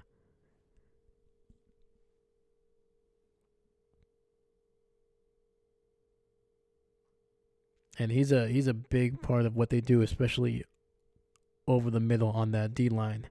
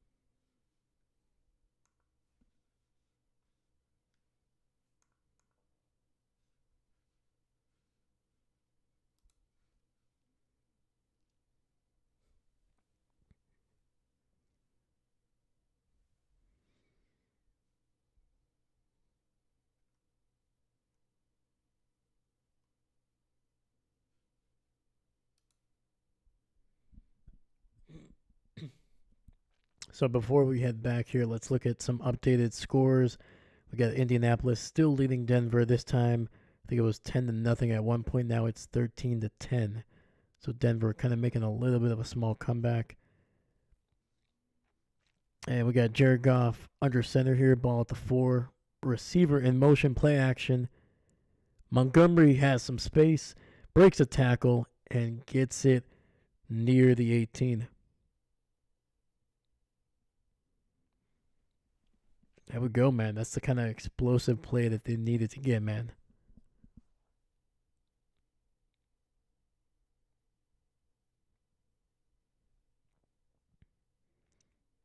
Arizona 16-3 over New England heading into the 4th. Play action. Goff looking, rolling, dumping it underneath to Montgomery again, who is going to stay on his feet, fight for the first down, and that's a gain of 11.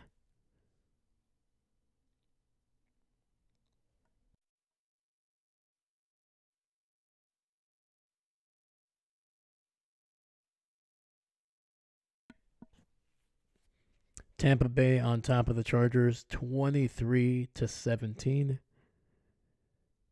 And right now, that Philly and Pittsburgh game, 20-13. Philly on top with 6:30 in the 3rd.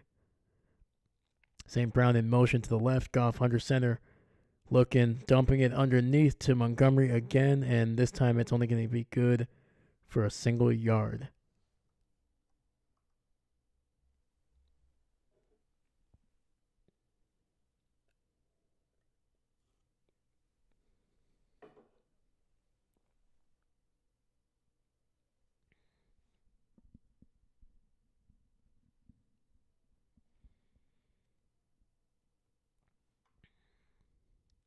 All right, we got 2nd and 9, the ball at the 29. Goff looking, throwing it over the middle and oh no. That's either going to be a fumble or it's going to be a drop. Regardless, not good for Detroit.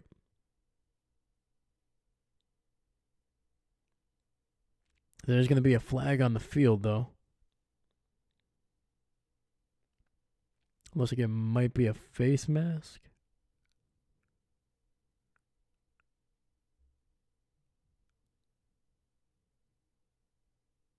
And it's going to be a personal foul on Detroit.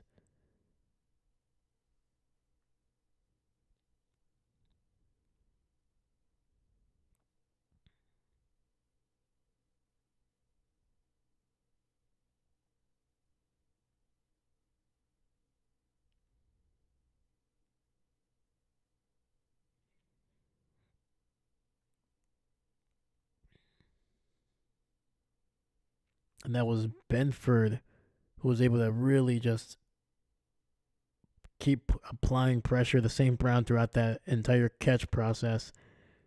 And when Brown went down, just couldn't hold on to it.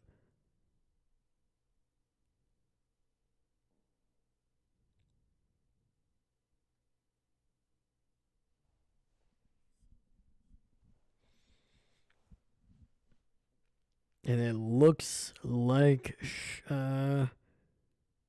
McDermott might be challenging this one. After replay, it was determined that it was a catch and a fumble recovered by the defense. The penalty yards will be added to the time. Oh, wow. So, Benford forcing the fumble. Because, yeah, look at, we got 1, 2. I mean, that's like a full 2.5 catches. Yeah, it's a full 2.5 steps there for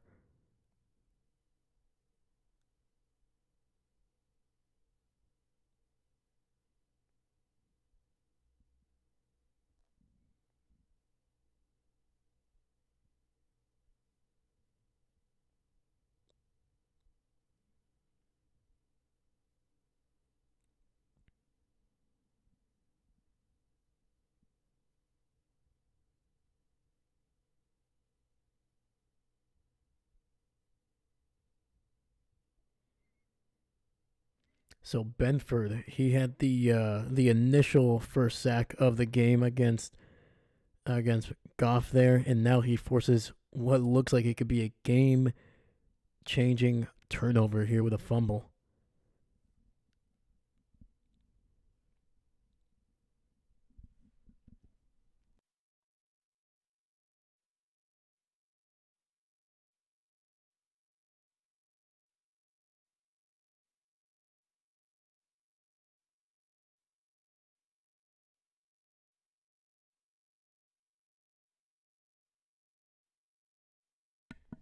With 5:08 in the third, Buffalo gets the ball back here, ball at the 34.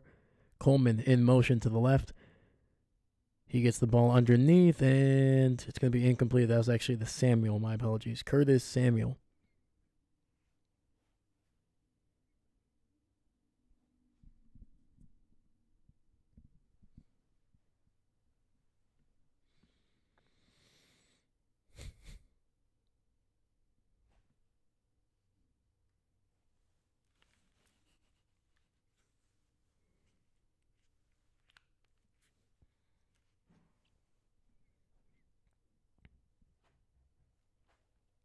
All right, we got 2nd and 10 after the incomplete pass. 3 receivers to the left. It's going to be a handoff to Cooks, and that's going to be a gain of about 8.5 there.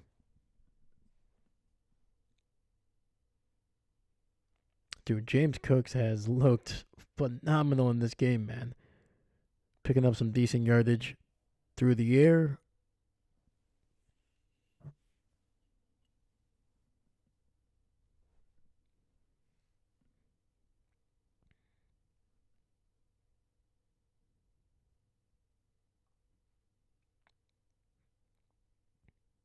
All right, we got 3rd and 2. Ball at the 18-yard line. Cooks gets the carry. He's going to fight his way inside the 15, actually down to the 10, and that is a first down for the Buffalo Bills. This Detroit team is just looking gassed.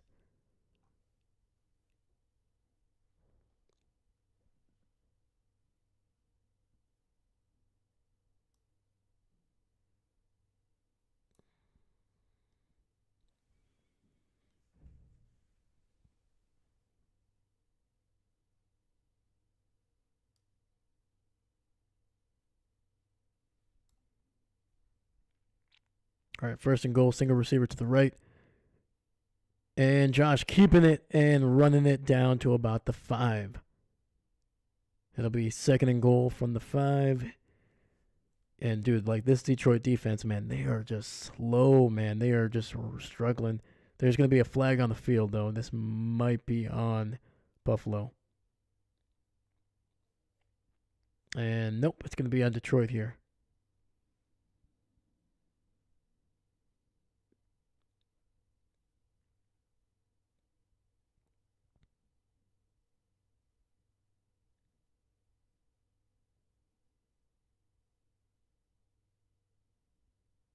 And, yep, it's going to be on Detroit.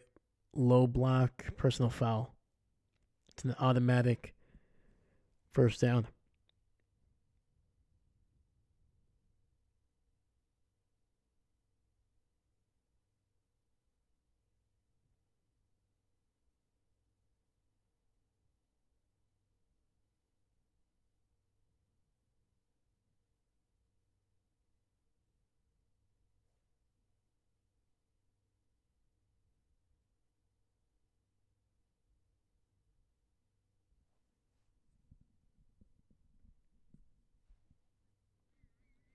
So it'll be 1st and goal, ball at the 3-yard line for Buffalo. Single receiver to the left, and it's going to be an little mini end around with Khalil Shakir, and that is a touchdown for the Buffalo Bills. They're faking like it was going to be a toss to the right, and when the ball was snapped, Shakir, who was lined up just to the right of the right tackle, instead of pitching it to the back, Josh pitching it to Shakir, who was coming just underneath him there. Actually, no, he was coming in front of him after the snap. So great play design and Gonna keep it going, man.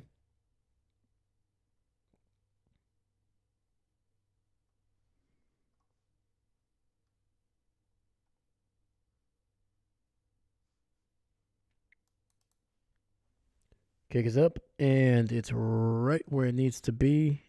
And the Buffalo Bills have taken a 21-point lead over the Detroit Lions after Detroit fumbling the ball there. Amon-Ra St. Brown. And we got 3:31 left in the third. Plenty of time. Plenty of time like for a team like Detroit to be able to make this a game again.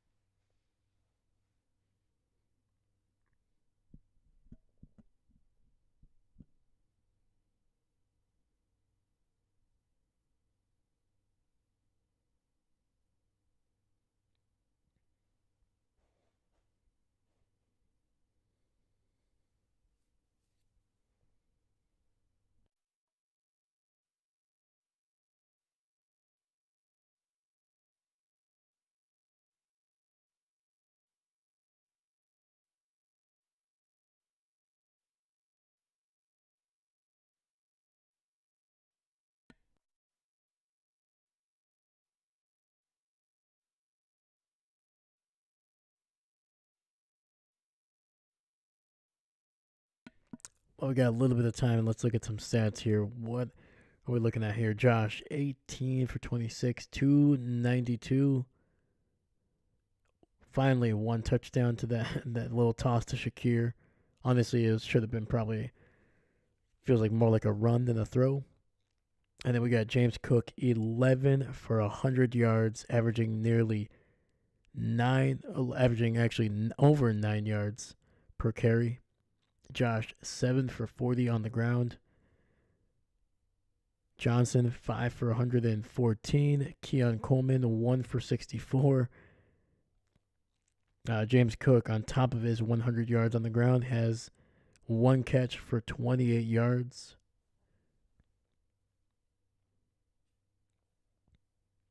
Buffalo defense, one fumble recovery, 3 sacks.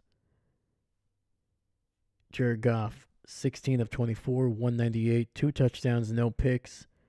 Jahmyr Gibbs, 7 for 30, just averaging 4.3 yards a carry. Montgomery, just 5 for 4 yards. St. Brown, 7 for 89. Montgomery, 3 for 25. And Tim Patrick, 2 for 22 and a touchdown.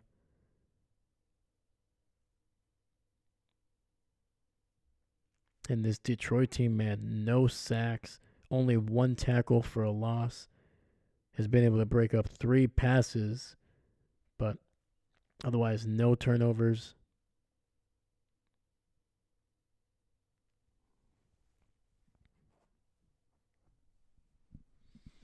All right, Detroit, quick snap. And Goff looking, throwing it deep down the field and just missing Sam Laporta, who was open.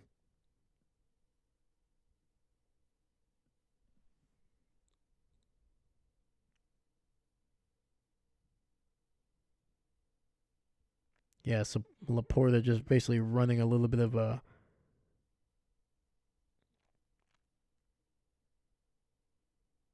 kind of like a deep crosser from the right to the left there. All right, we got 3 receivers on the right. Goff in the shotgun, dumping it underneath to Gibbs, and he's going to be very close to a first down.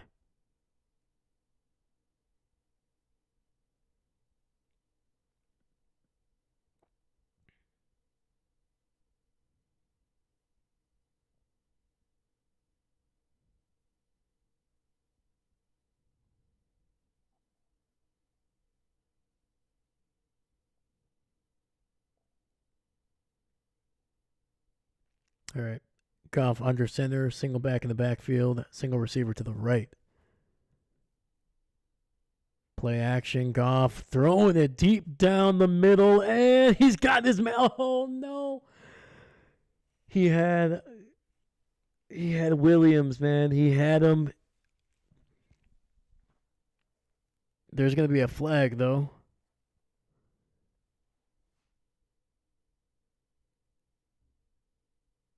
Oh man, Jameson Williams, dude, he hit him right in the hands. And there's actually going to be a holding call on Detroit.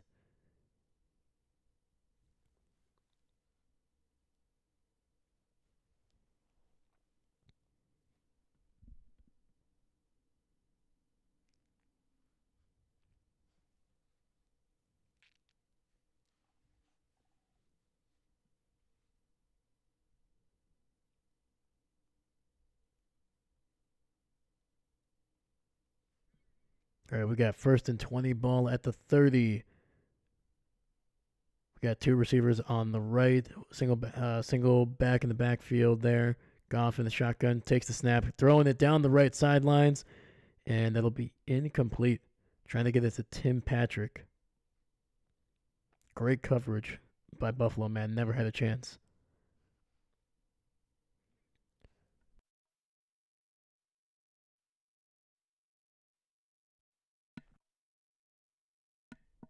Looking at some highlights here for the Buccaneers, man. Holy cow, man. Baker just chucking lasers out there, man. That's a touchdown to Mike Evans, and they are up. I think they're going to be up by 13 here. All right. We got 2nd and 20. Three receivers on the right. Goff looking, has a little bit of time underneath. Trying to get it to Tim, and he'll be good for maybe 5. Uh-oh.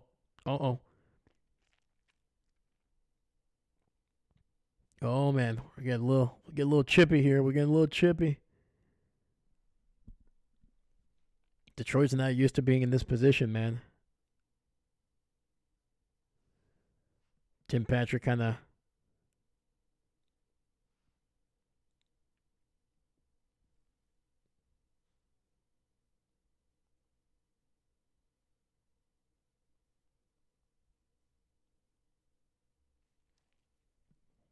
All right, we got 3rd and 17 here. Ball at the 34. Goff throwing it over the middle. Finds a wide open St. Brown who breaks a tackle. 25-20, 15, 10, 5. Touchdown, Detroit. Holy cow, man. Goff, that ball was perfect. If that thing is any lower, it's getting picked off. If it's any higher, that thing is getting picked off. St. Brown, holy cow, man. Was this a post route or was this just a crossing route? No, it was a crosser. That thing was coming in with some heat, man, because even St. Brown, when he caught it, he was like, oh, jeez. Almost hit him right in the face. Hot dang, dude.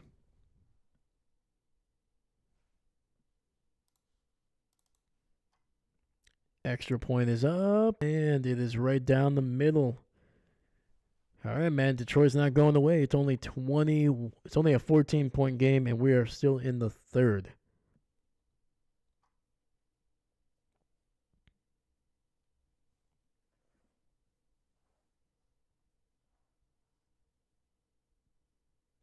I think that was actually not even a crosser. I think that was just a deep in route.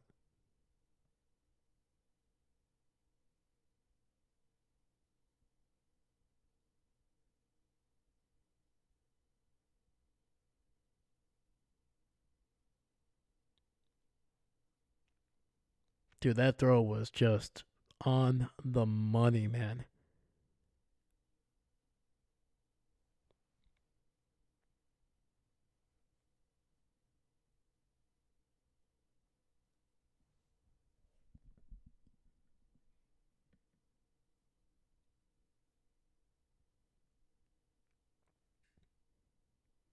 So that was Goff's 3rd touchdown of the day.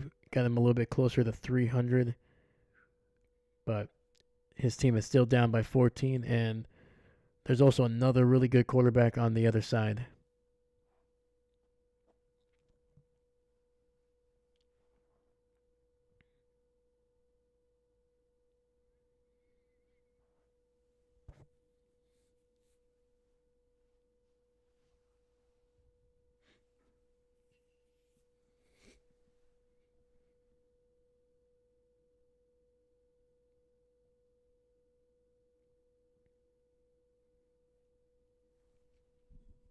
All right, so Buffalo will start at the 30 here on this next drive, trying to keep Detroit from feeling any actual momentum here. They got to score some points.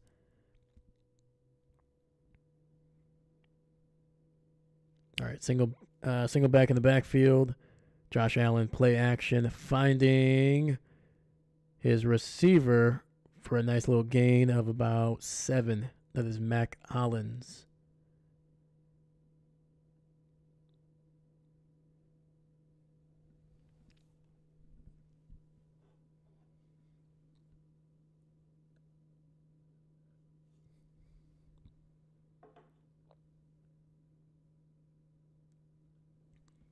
And Detroit cannot afford to lose in this game, not only because the Eagles are right behind them and they're currently leading the Steelers. And it's going to be a handoff. Davis unable to get more than just the line of scrimmage, so they'll come up with a 3rd and 3. So, right, the Eagles, if they win, they're going to be tied at the top of the NFC. So, Detroit needs to kind of keep pace to make sure that they can stay on track for the 1 seed. But on top of that, the Minnesota Vikings are only 1 game behind them as well, at 11-2. All right, Detroit looks like they're sending pressure here. They got 5, maybe 6 guys. Buffalo throwing it down the field, and oh my God. Wow, man. It's going to be a first down to Kincaid, who was running a corner route there down the left sideline. And that thing was just literally, he could not have handed it to Kincaid any better. The thing was smooth.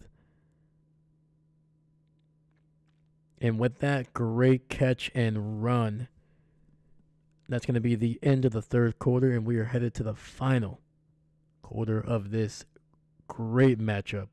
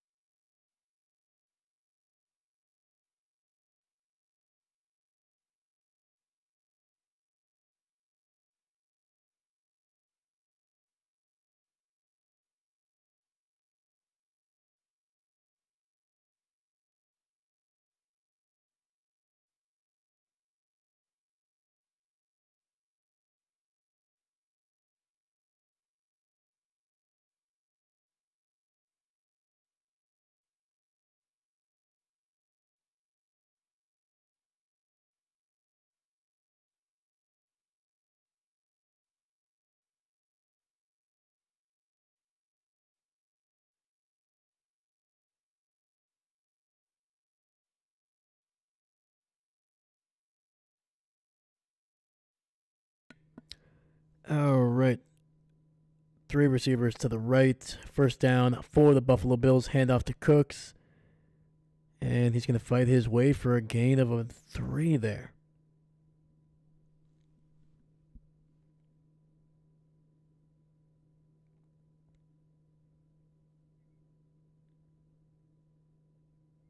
And they're giving him 4. So 2nd and 6 coming up.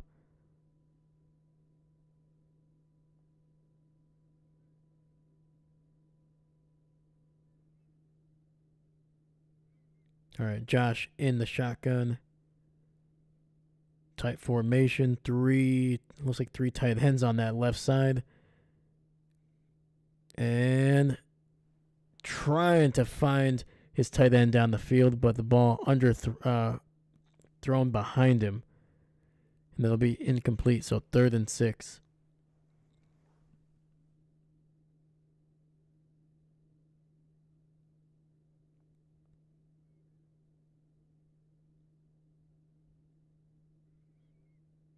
Yeah, Josh initially was trying to run, trying to step up in the pocket, might have tried to make a run for it. But Detroit played it really well, forcing him to stay in the pocket and try to deliver a ball. All right, 3rd and 6 here. Similar formation, 3 bunched up to the left.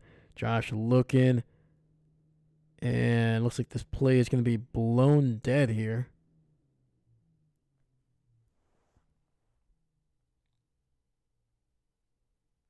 And it looks like Buffalo is going to use a timeout here.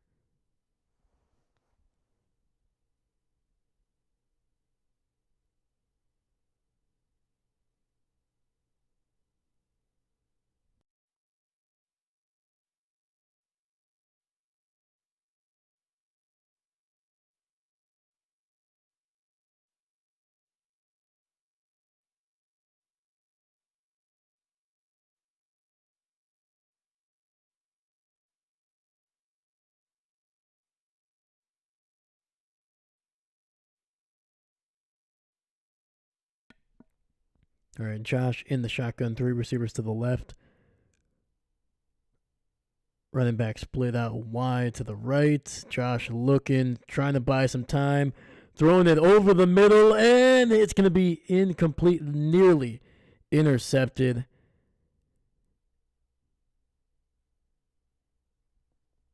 And that's going to bring up a 4th down. Holy cow, man. Allen is a wild man because they are well within the range for a field goal. So he almost took that off the board. Oh, and he took an absolute hit at the end of that throw.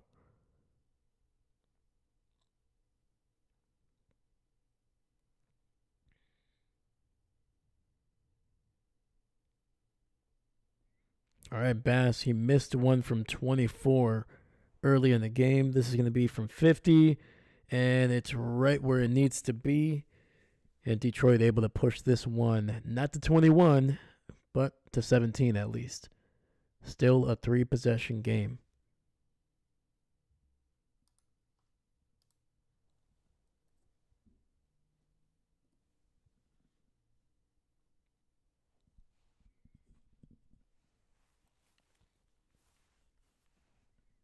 All right. Well, while we're on commercial break, I'm going to make a run here. I'll be right back.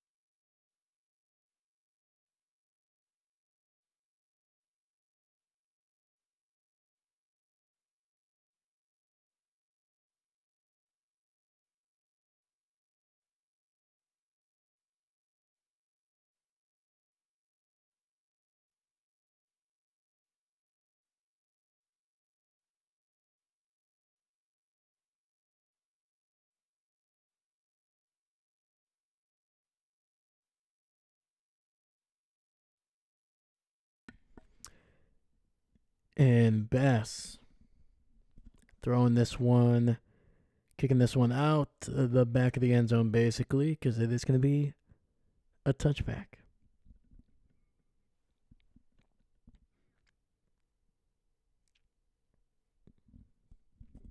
And they're highlighting Ed Oliver here, man. He has been an absolute problem for basically most of the game.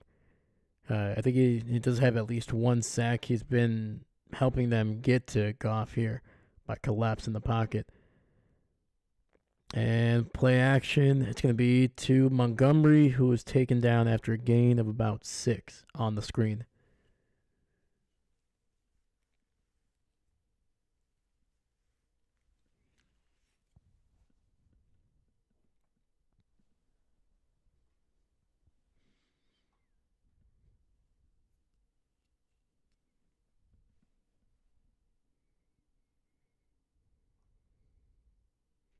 And we have a Buffalo player down on the ground. That is number 24, Bishop.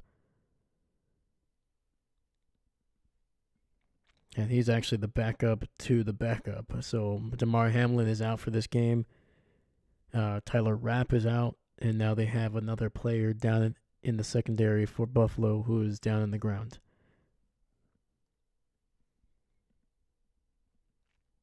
So this Detroit defense is also dealing with some big injuries.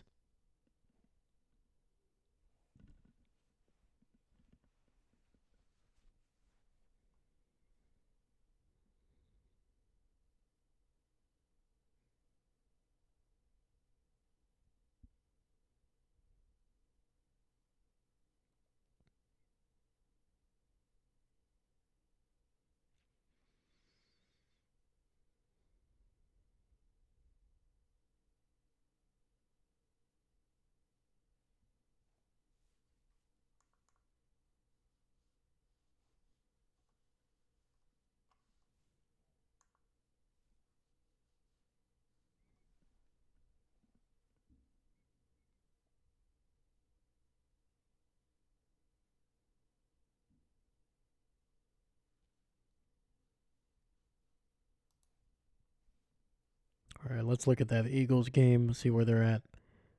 So Philly with little over half of the fourth quarter left. They are leading 27-14. Sorry, 27-13, and they currently have the ball. So looks like Philly is gonna get that win. And Detroit, man, they're just gonna put more emphasis on them to be able to get a win here. Otherwise, they'll be tied at the top of the NFC with a 12-2 record.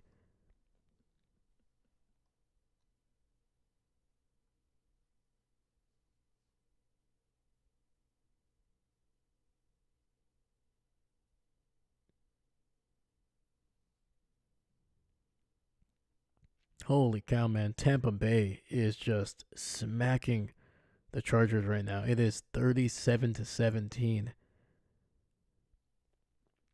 Arizona up against New England 30-17. And the Denver Broncos, who at one point were down 10-0 over the Colts, have come back and are now leading 24-13. All right, looks like we are back here. 2nd and 4. Goff in the shotgun, 2 receivers to his right. He's rolling to the right and finds Jahmyr Gibbs underneath, and that's going to be a decent gain there. A gain of about 14.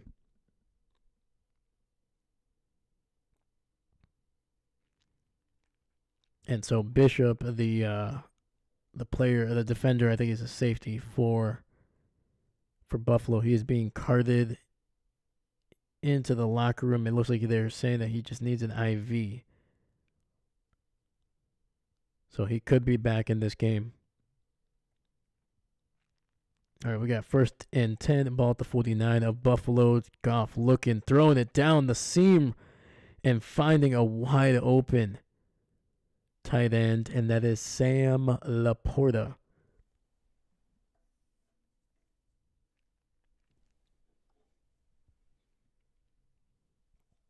Yeah, just a simple little stop and go route, maybe. Let me see here. What was this? Yeah, pretended like he was about to go run a flat route and then just turned it up down the right sideline, down the right seam. Goff looking underneath, and then it's going to be to St. Brown for a gain of about 6.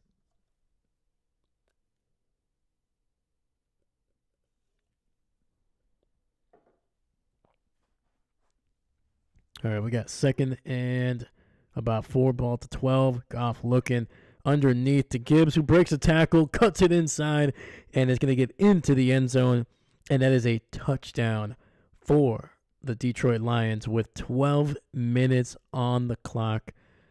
They have cut this lead down to just 10.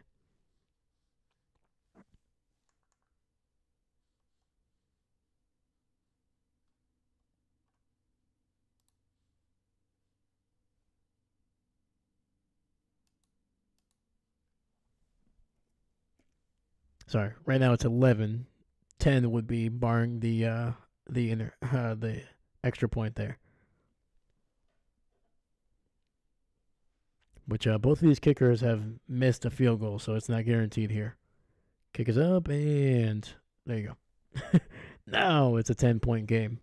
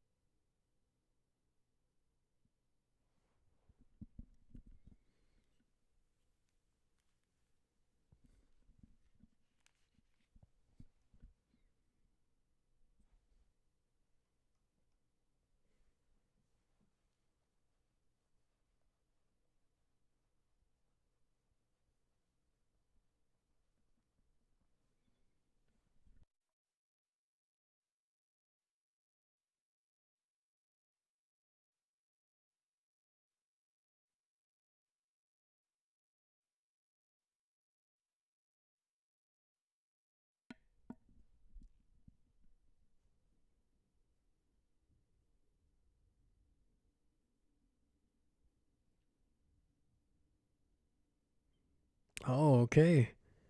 Detroit is declaring an onside kick here.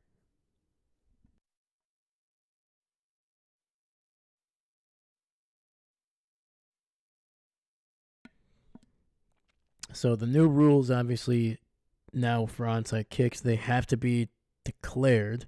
Can't be surprised. One, and also you have to be trailing, and one, they can only be done in the fourth quarter. So 3 things: have to be declared, have to be trailing if you're going to attempt it, and it has to be in the fourth quarter only. Oh, great high. He catches it. Matt Collins to the 10 and finally tackled at the 5-yard line by Reynolds. Holy cow, man. Everybody went full regalia trying to get that ball. It was a great hop. It was a perfect hop where it needed to be. Mac literally was able to just tip it to himself forward. If he doesn't, only Detroit Lion players were going to be right there. And then, of course, just keeping it going, running down the field. And now the Bills are going to be at 1st and goal, basically at the 5-yard line.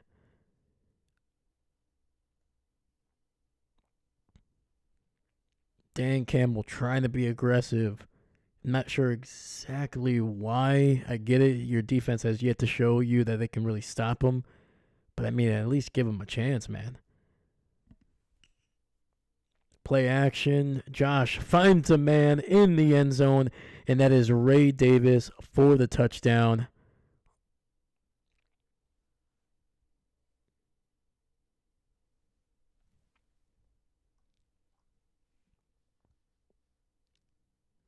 And in back-to-back weeks now, the Buffalo Bills have scored at least 42 points.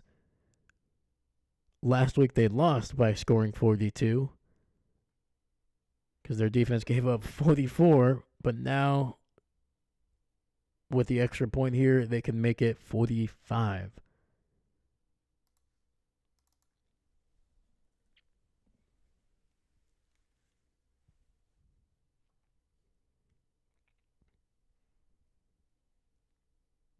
And the extra point is good. So let's make it 45. So that touchdown drive was obviously helped out by the great return on the failed onside kick. It took just 9 seconds. And the Buffalo Bills reinstate their 17-point lead over the Detroit Lions.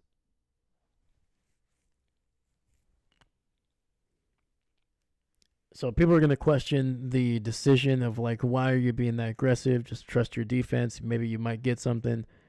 You know, your offense is playing well. But, I mean, the kick was perfect. It's exactly what you want in an onside kick. It traveled diagonally, and then just as it got to the spot where it needed to be, it bounced up in the air. If Hollins does not make a great adjustment and basically tip the ball forward to himself, I think the Detroit Lions recover that one. I would have to double check where their players were. They were flying down the field. Maybe they don't get it. Who knows? But for sure, it's either going to be a Detroit ball or it's going to go out of bounds. But Hollins made a great adjustment and just made a heck of a play. Plus, obviously, the big run to get them inside the 10. So Buffalo going to kick this one up, and it's going to be downed in the end zone. Detroit gets the ball at the 30 here. They have 11:51 to try to erase a 17-point deficit here.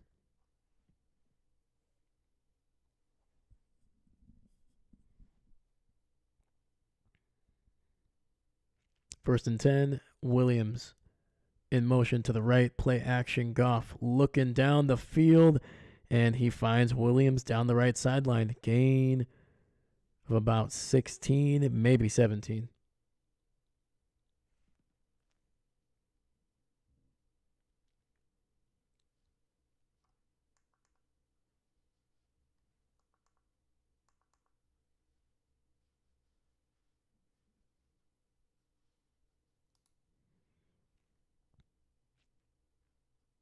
All right, first and 10, quick throw underneath to Laporta. He breaks the tackle, keeps his legs churning, and is going to fight for a gain of 14. And that's another first down.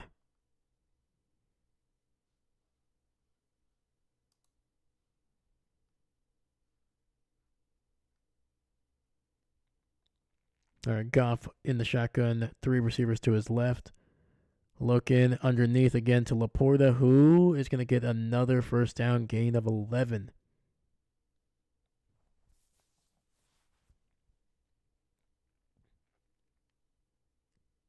I've never really liked this kind of soft coverage. I get it, you're keeping everything in front of you, but I don't know, man. Especially with the way offenses are, man. Nowadays, you can do that whenever. Goff is going to have to run to his right. He is going to get about 3 yards after stepping out of bounds.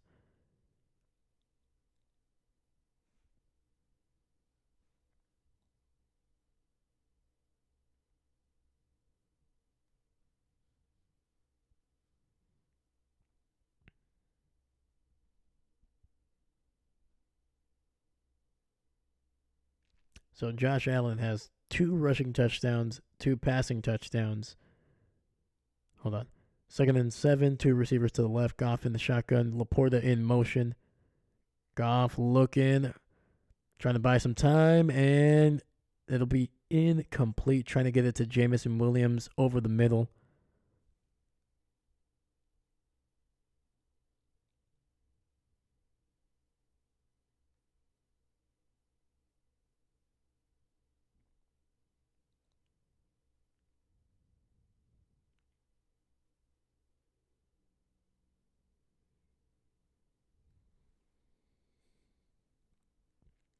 All right, we got 3rd and 7, ball at the 26.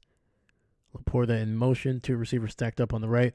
It's going to be the Laporta. He's going to be able to break a tackle and get the first down to about the 17. Clock is continuing to run. It is now going to be under 9:30 left in this final quarter. Lewis, the defender on Laporta, unable to wrap him up for just short of the first down. And Goff trying to get it to Gibbs, and nope, going to miss him on that one. There's going to be a flag on the field, though.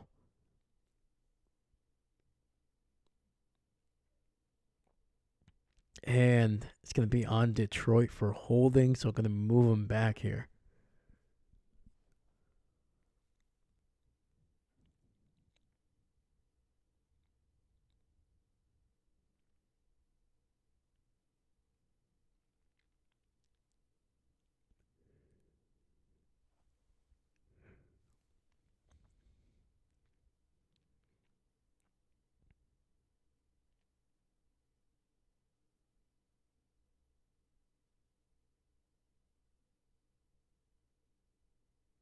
All right, 1st and 20, ball at the 26. Three receivers on the right. Goff alone in the shotgun.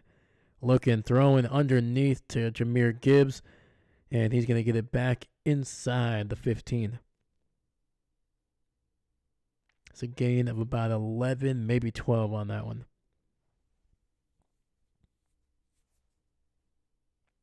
All right, Lions continuing the no huddle.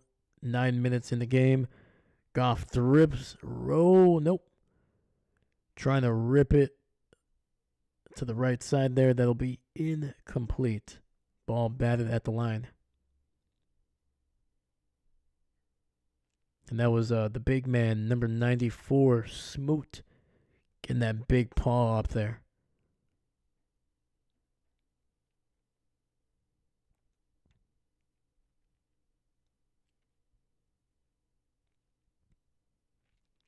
All right, we got 3rd and 8. Three receivers on the right.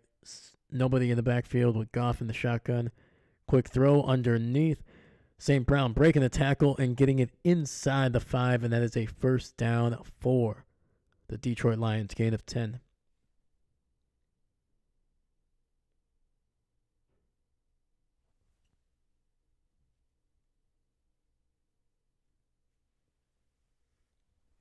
All right, ball spotted at the 5, 1st and goal. Tight formation. Goff quickly throws to St. Brown, and they're going to mark him off just shy of the goal line, down at about the half-yard line.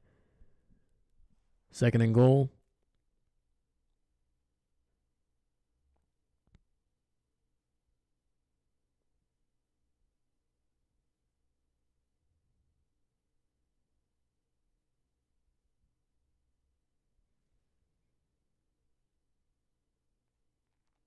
And I can't tell if it's a...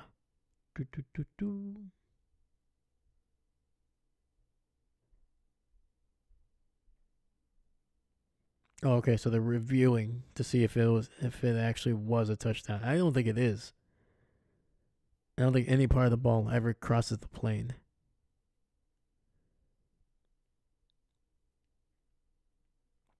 Because it's not where the receiver's feet or necessarily I don't think even the body part goes. I think the ball has to be in the end zone at some point, or at least cross.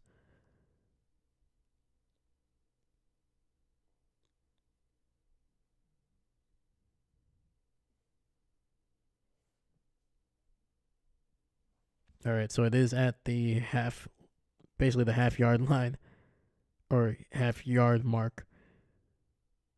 So we got 8-10 here, and I'm assuming there's going to be a little bit of a run with Jahmyr Gibbs. Play action. Nope. Gibbs trying to fight it, and he does with a little bit of help. He is in the end zone. And this game just keeps on rolling, man.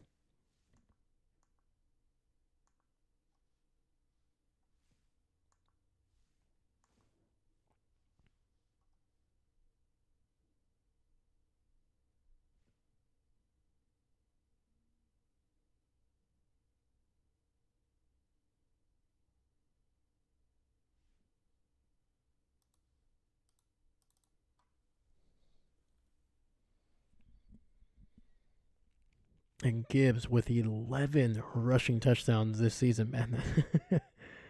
The kid has been pretty phenomenal for them. The extra point is good.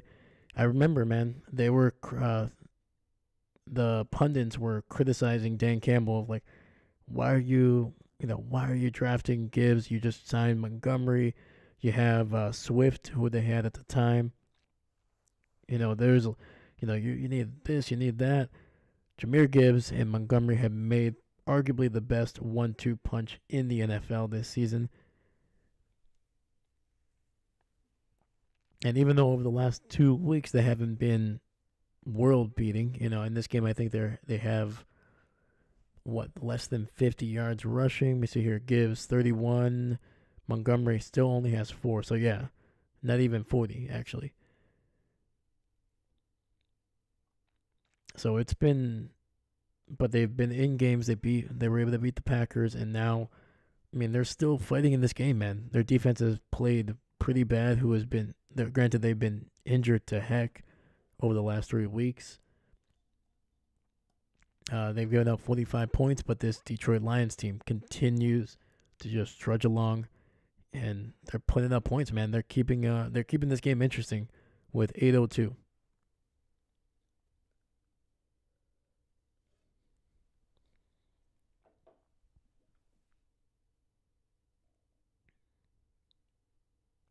And Detroit is going to be choosing to just kick this one off instead of going for another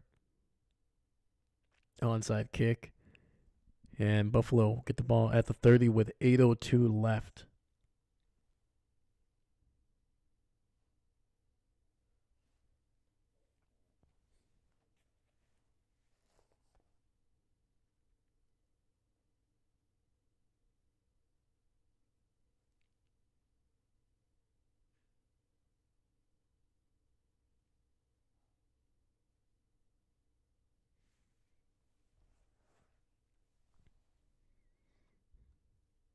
All right, we got 1st and 10, and it's going to be a handoff to Cooks. It's going to cut it inside, and that's going to be a gain of 3, maybe 4.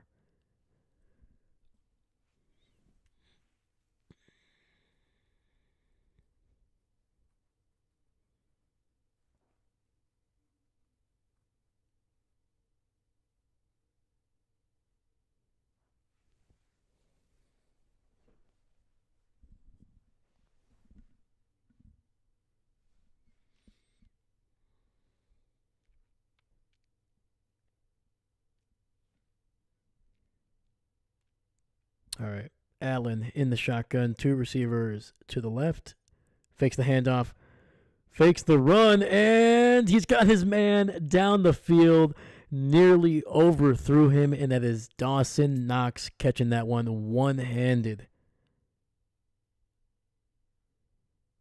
Stays in bounds, picks up a massive, holy cow, man, that was that was close to being a disappointment there. And Knox, man, able to haul that one in. That was similar to the Johnson catch on 4th and 2 early in the game. Just almost overthrew him. All right, that'll get them inside Detroit territory at the 45. Josh keeping the ball to the 30, 25, and sliding at around the 22. And that was a gain of at least 22, maybe 23 yards for Josh Allen. Play action. They went with Cooks, who was running to the right. Allen alone. Nobody went with him. And he just took off on the left, down the left seam, and picked up over 20 yards. I don't want to say to completely ice the game, but it's not looking great for Detroit here. Under 6 minutes left now. Quick throw. Khalil Shakir on a little bubble screen to the right. And he's going to be inside the 20 down to about the 17. Stays in bounds. Keeps the clock rolling.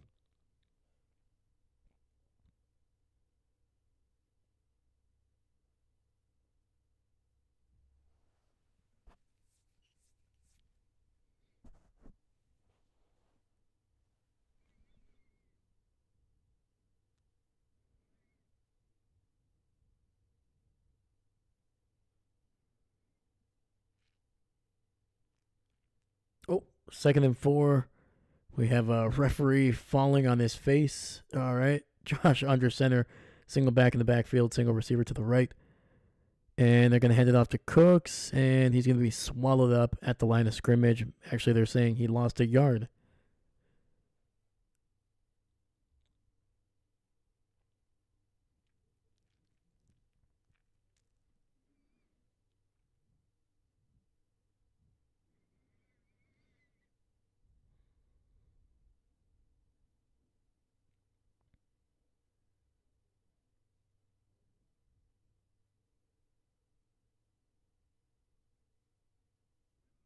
All right, we got 3rd and 5. Ball at the 18. 2 receivers to the left. Josh in the shotgun, going to run it. He's got blockers, and that's going to be a first down. Down at the 10. He dives forward, stays in bounds. And that was huge, man. Huge.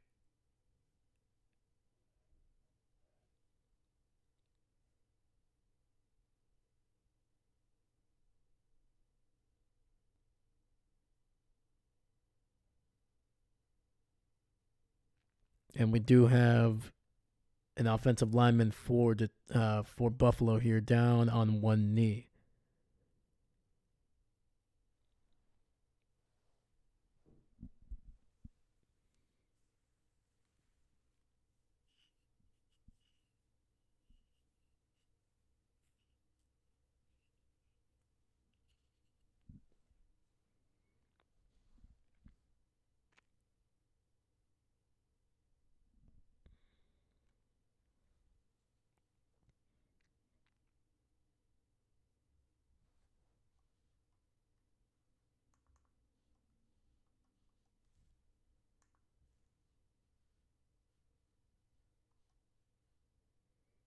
And that was I believe their right tackle, number 79, Brown. Man, he is struggling to get off the field, man.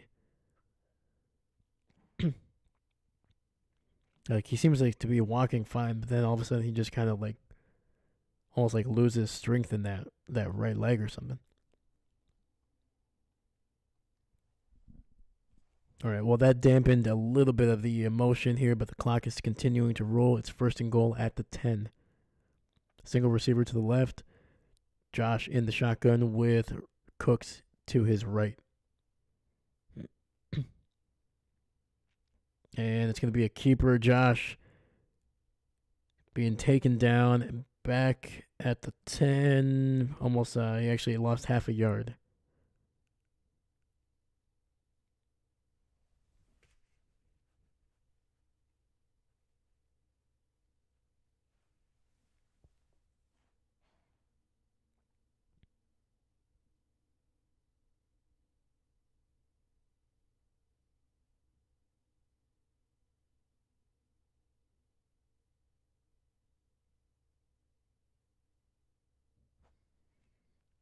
All right, we got 2nd and goal. 2 receivers stacked up on the left. Josh in the shotgun. Cooks to his left. And they pass the ball, and it goes incomplete. Stopping the clock at 2:55. I mean, I would rather take a sack than try to throw that ball. Because that thing popped up, man. If somebody got underneath it, there was going to be very few Buffalo Bills in the way.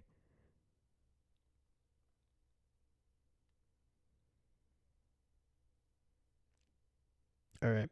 So we got 5 receivers set. Josh alone.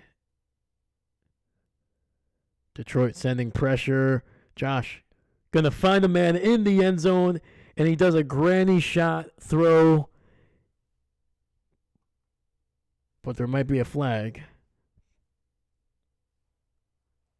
And it is. It's going to be holding on the Buffalo Bills.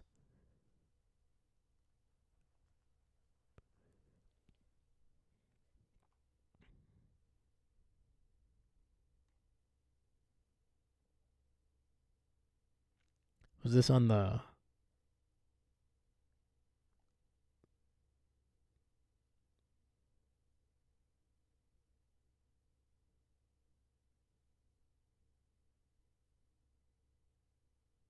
Yeah, I guess. So we got third and goal. I mean, just run the ball here. Oh, and it's going to be another penalty false start here. Wow, this drive is turning ugly right now. Oh boy. So they went from the 10 to the 20, now to the 25.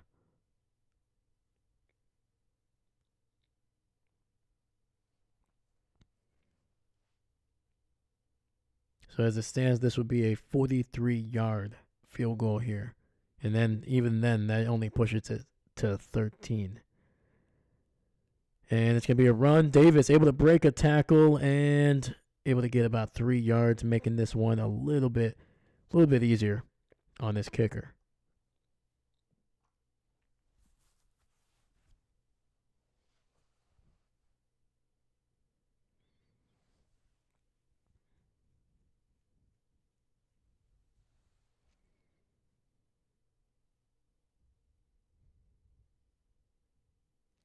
So there is a 3-second difference between the play clock and the game clock here. So Buffalo is either going to have to snap this one just before they do. I don't. Okay, so they made it, but I don't know why they just didn't wait until. Because you could have stopped the clock at 2:04. If you kick the field goal, you have a chance to get the clock to the 2-minute warning. I feel like you just gave Detroit an extra timeout here, but.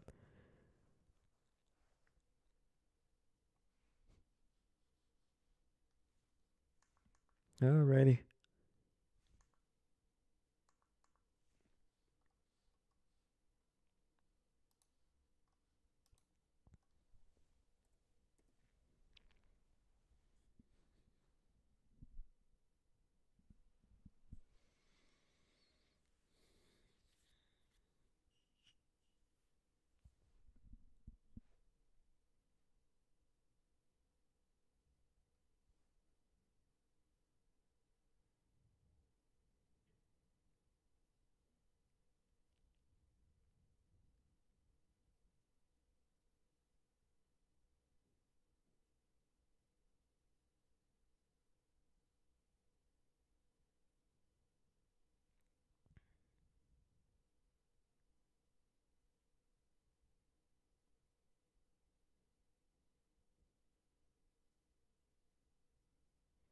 And Buffalo kicks it out the back of the end zone, not looking to give Detroit a chance to return this one.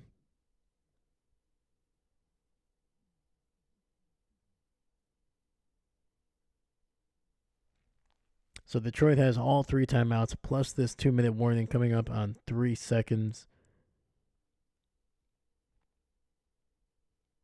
I don't know. I feel like Buffalo could have done a little bit of a better job to try to, get this game clock all the way down to 2.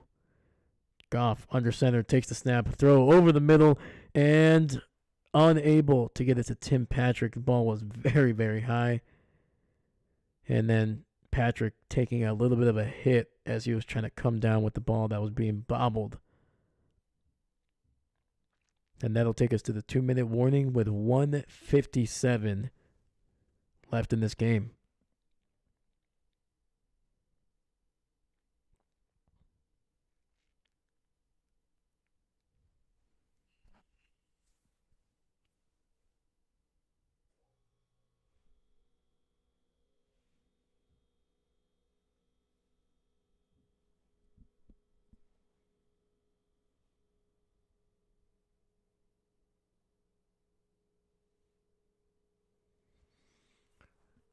So this Buffalo defense it's tough to say they have looked good because, at least 14 of these points, in my opinion, were when they were playing some very soft coverage. That's not to take away the fact that they were still trying to keep them from scoring, and on top of that, not to take anything away from Detroit. They are one of the best teams in the NFL. They are 12-1 for a very good reason. But man, dude, this Buffalo defense has given up now closing in on 80 points over their last 2 games.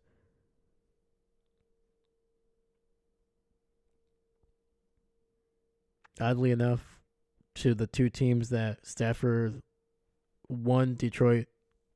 Stafford played in Detroit, and then Goff played it with the Rams as well. So, yeah, kind of 2 teams that are very much linked together. But regardless, Buffalo defense definitely needs to play a little bit better. They need to be. I know they're dealing with some injuries, especially in that secondary, but they definitely need to be able to come away with a few more either stops or some turnovers, man. And Goff is giving you opportunities throughout this game. Not many opportunities, but definitely some opportunities that they should be able to kind of, get.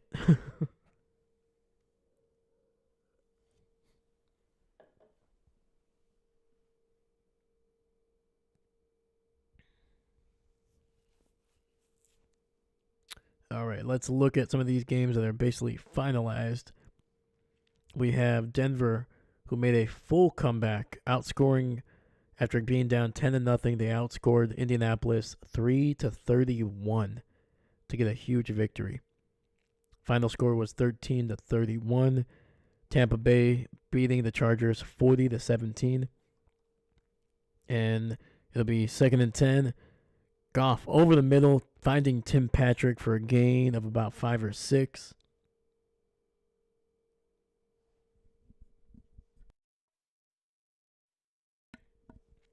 All right, 3rd and 5, ball at the 35. Goff looking, trying to get it to somebody, and unable. The pressure got to him. He was able to throw it away, but not able to find what he was looking for.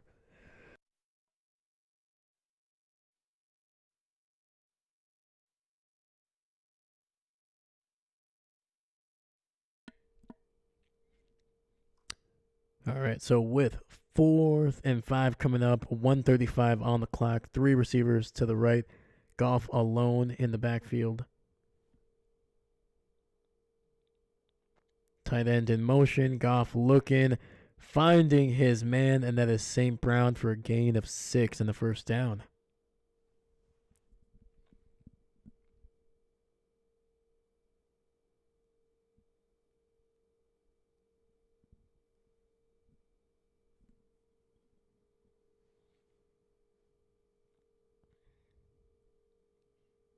Also, he was able to get out of bounds, so stops the clock at 1:29.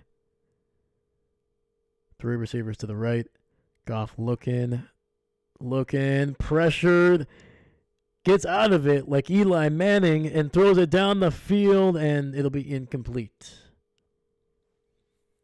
How he got out of that pocket, I have no idea. How he got out of that sack, I should say, I have no idea.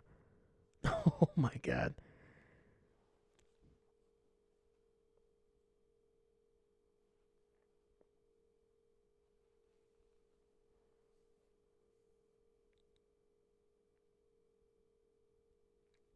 All right, we got 2nd and 10, 1:21, 3 receivers on the right. Goff looking over the middle, and finds Sam Laporta for a gain of 11 and a first down.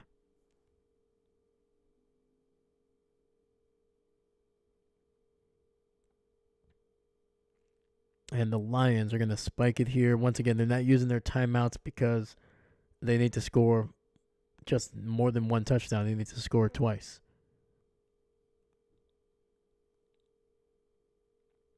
So trying to save those timeouts here for the next drive.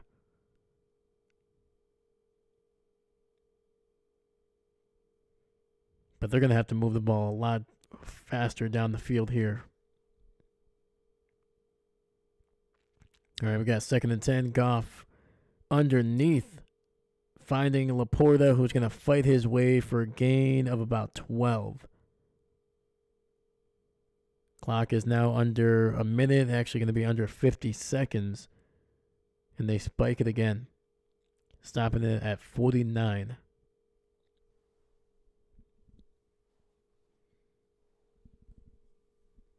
Goff, so far, 34 for 50, 446, 4 touchdowns, no picks.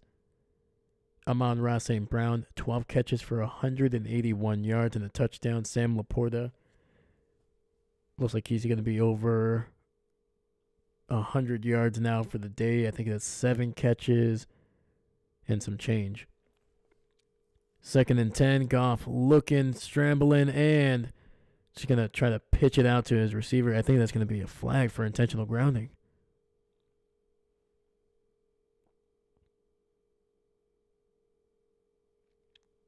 And yeah, Laporta 7 for 111.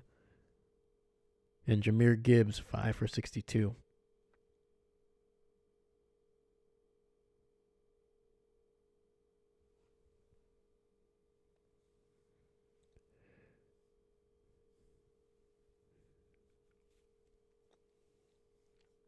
All right, we got 3rd and 10. Goff looking, and the ball is going to be well short of its intended target. So 4th and 10 coming up, 40 seconds.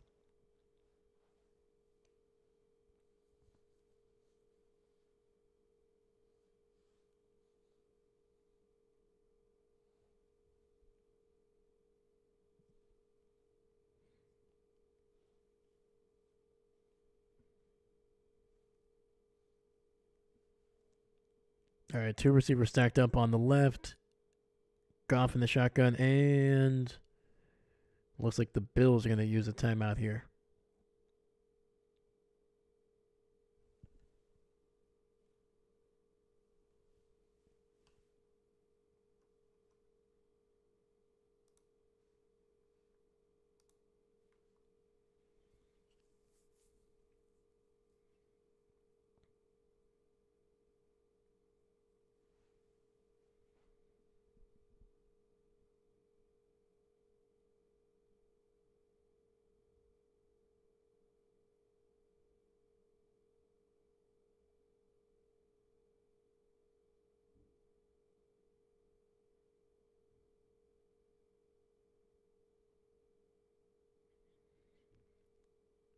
All right, back on the field here. 4th and 10. 2 receivers to the left. Goff in the shotgun. Looking.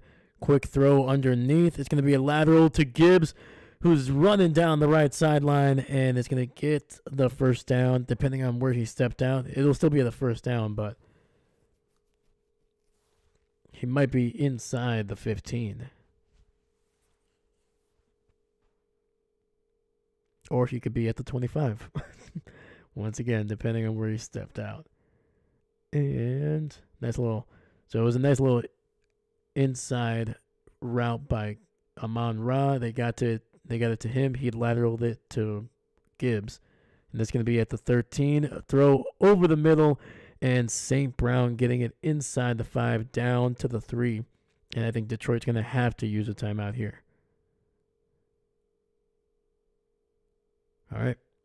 1st and goal inside the 5, 25 seconds left.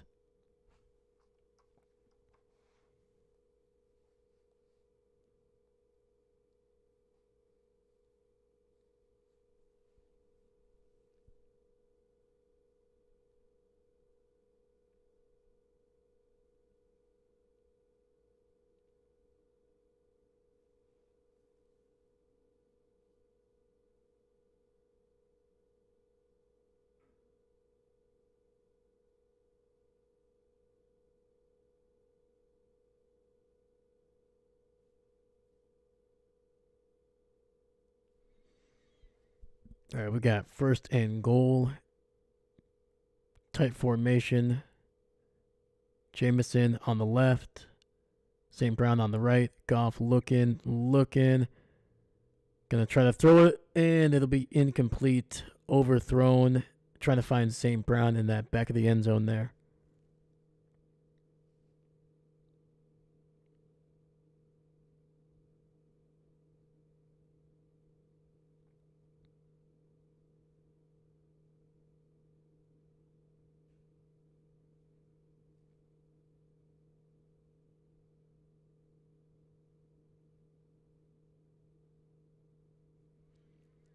All right, so we got 2 receivers on the right. Goff, quick throw to the left, and it'll be incomplete.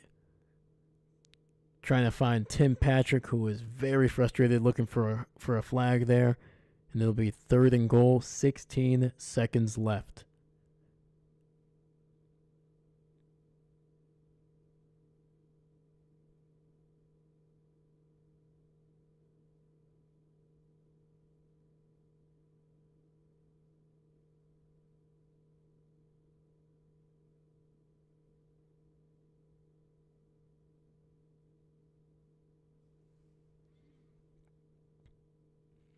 All right, looking, pressure, and finding a man in the end zone. That is Jameson Williams down the left side. And with 12 seconds left, Detroit has an opportunity, at the very least, to make this an interesting little 12 seconds.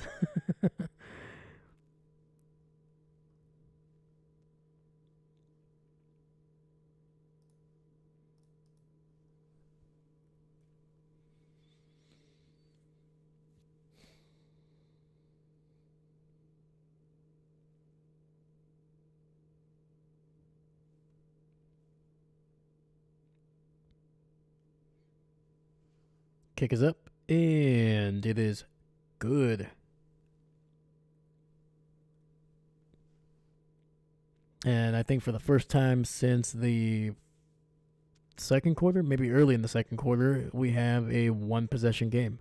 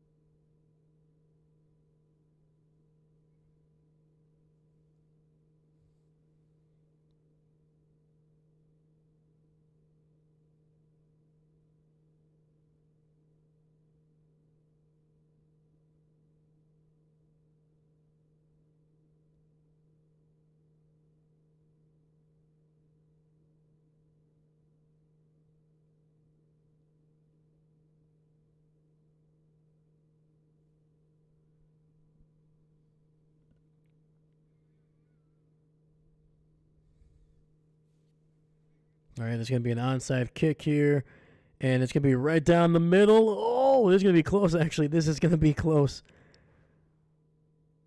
The kicker just sacrifices himself, man. Literally just ramming himself into the guy that was going to try to get the ball.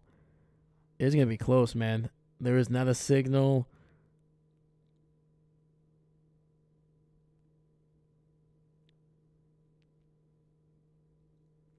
Dude, they're trying to get these guys off the pile, but they cannot. Of course, both teams are saying that we got it.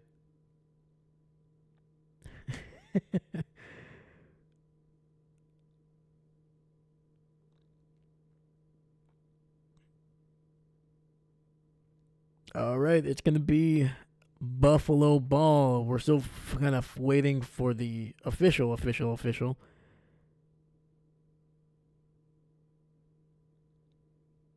And there it is.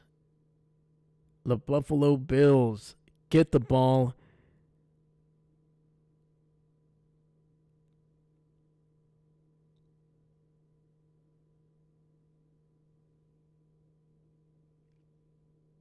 Man, you got to give it to Bates, man. He at least tried to tackle Johnson there, number 7, trying to keep him from getting the ball.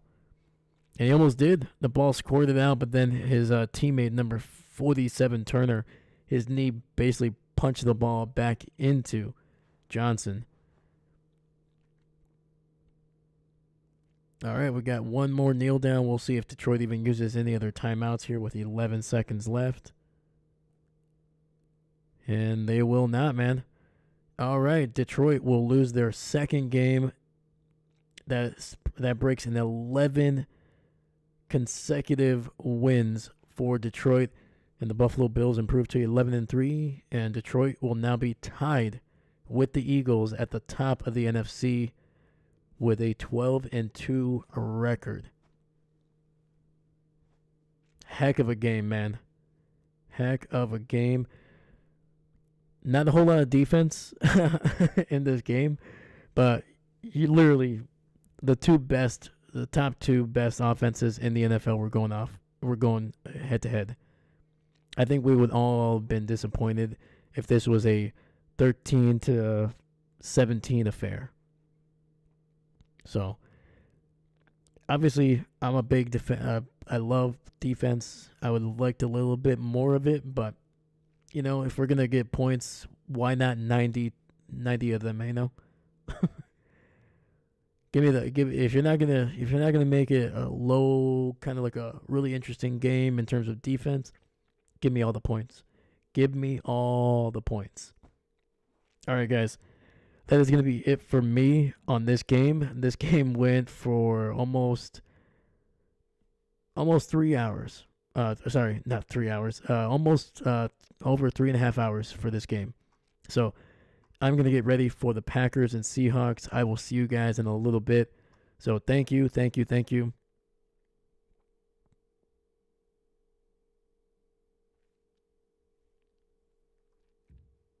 Let me see here. Oh, sorry, Dahlia, I missed you. I'm so sorry. Let me see here. The little sneak slide. Hey. Oh, thank you. Yeah, the little the records here. I thought that was a good idea. I got some feedback from somebody. They said that they would like to have the records on here, and I agreed with them. I might change it up a little bit here and make it a little bit better, but this was something I kind of really wanted to add today. So, but thank you. All right, guys, that is going to be it. I will catch you guys in a little bit. And once again, thank you so much. My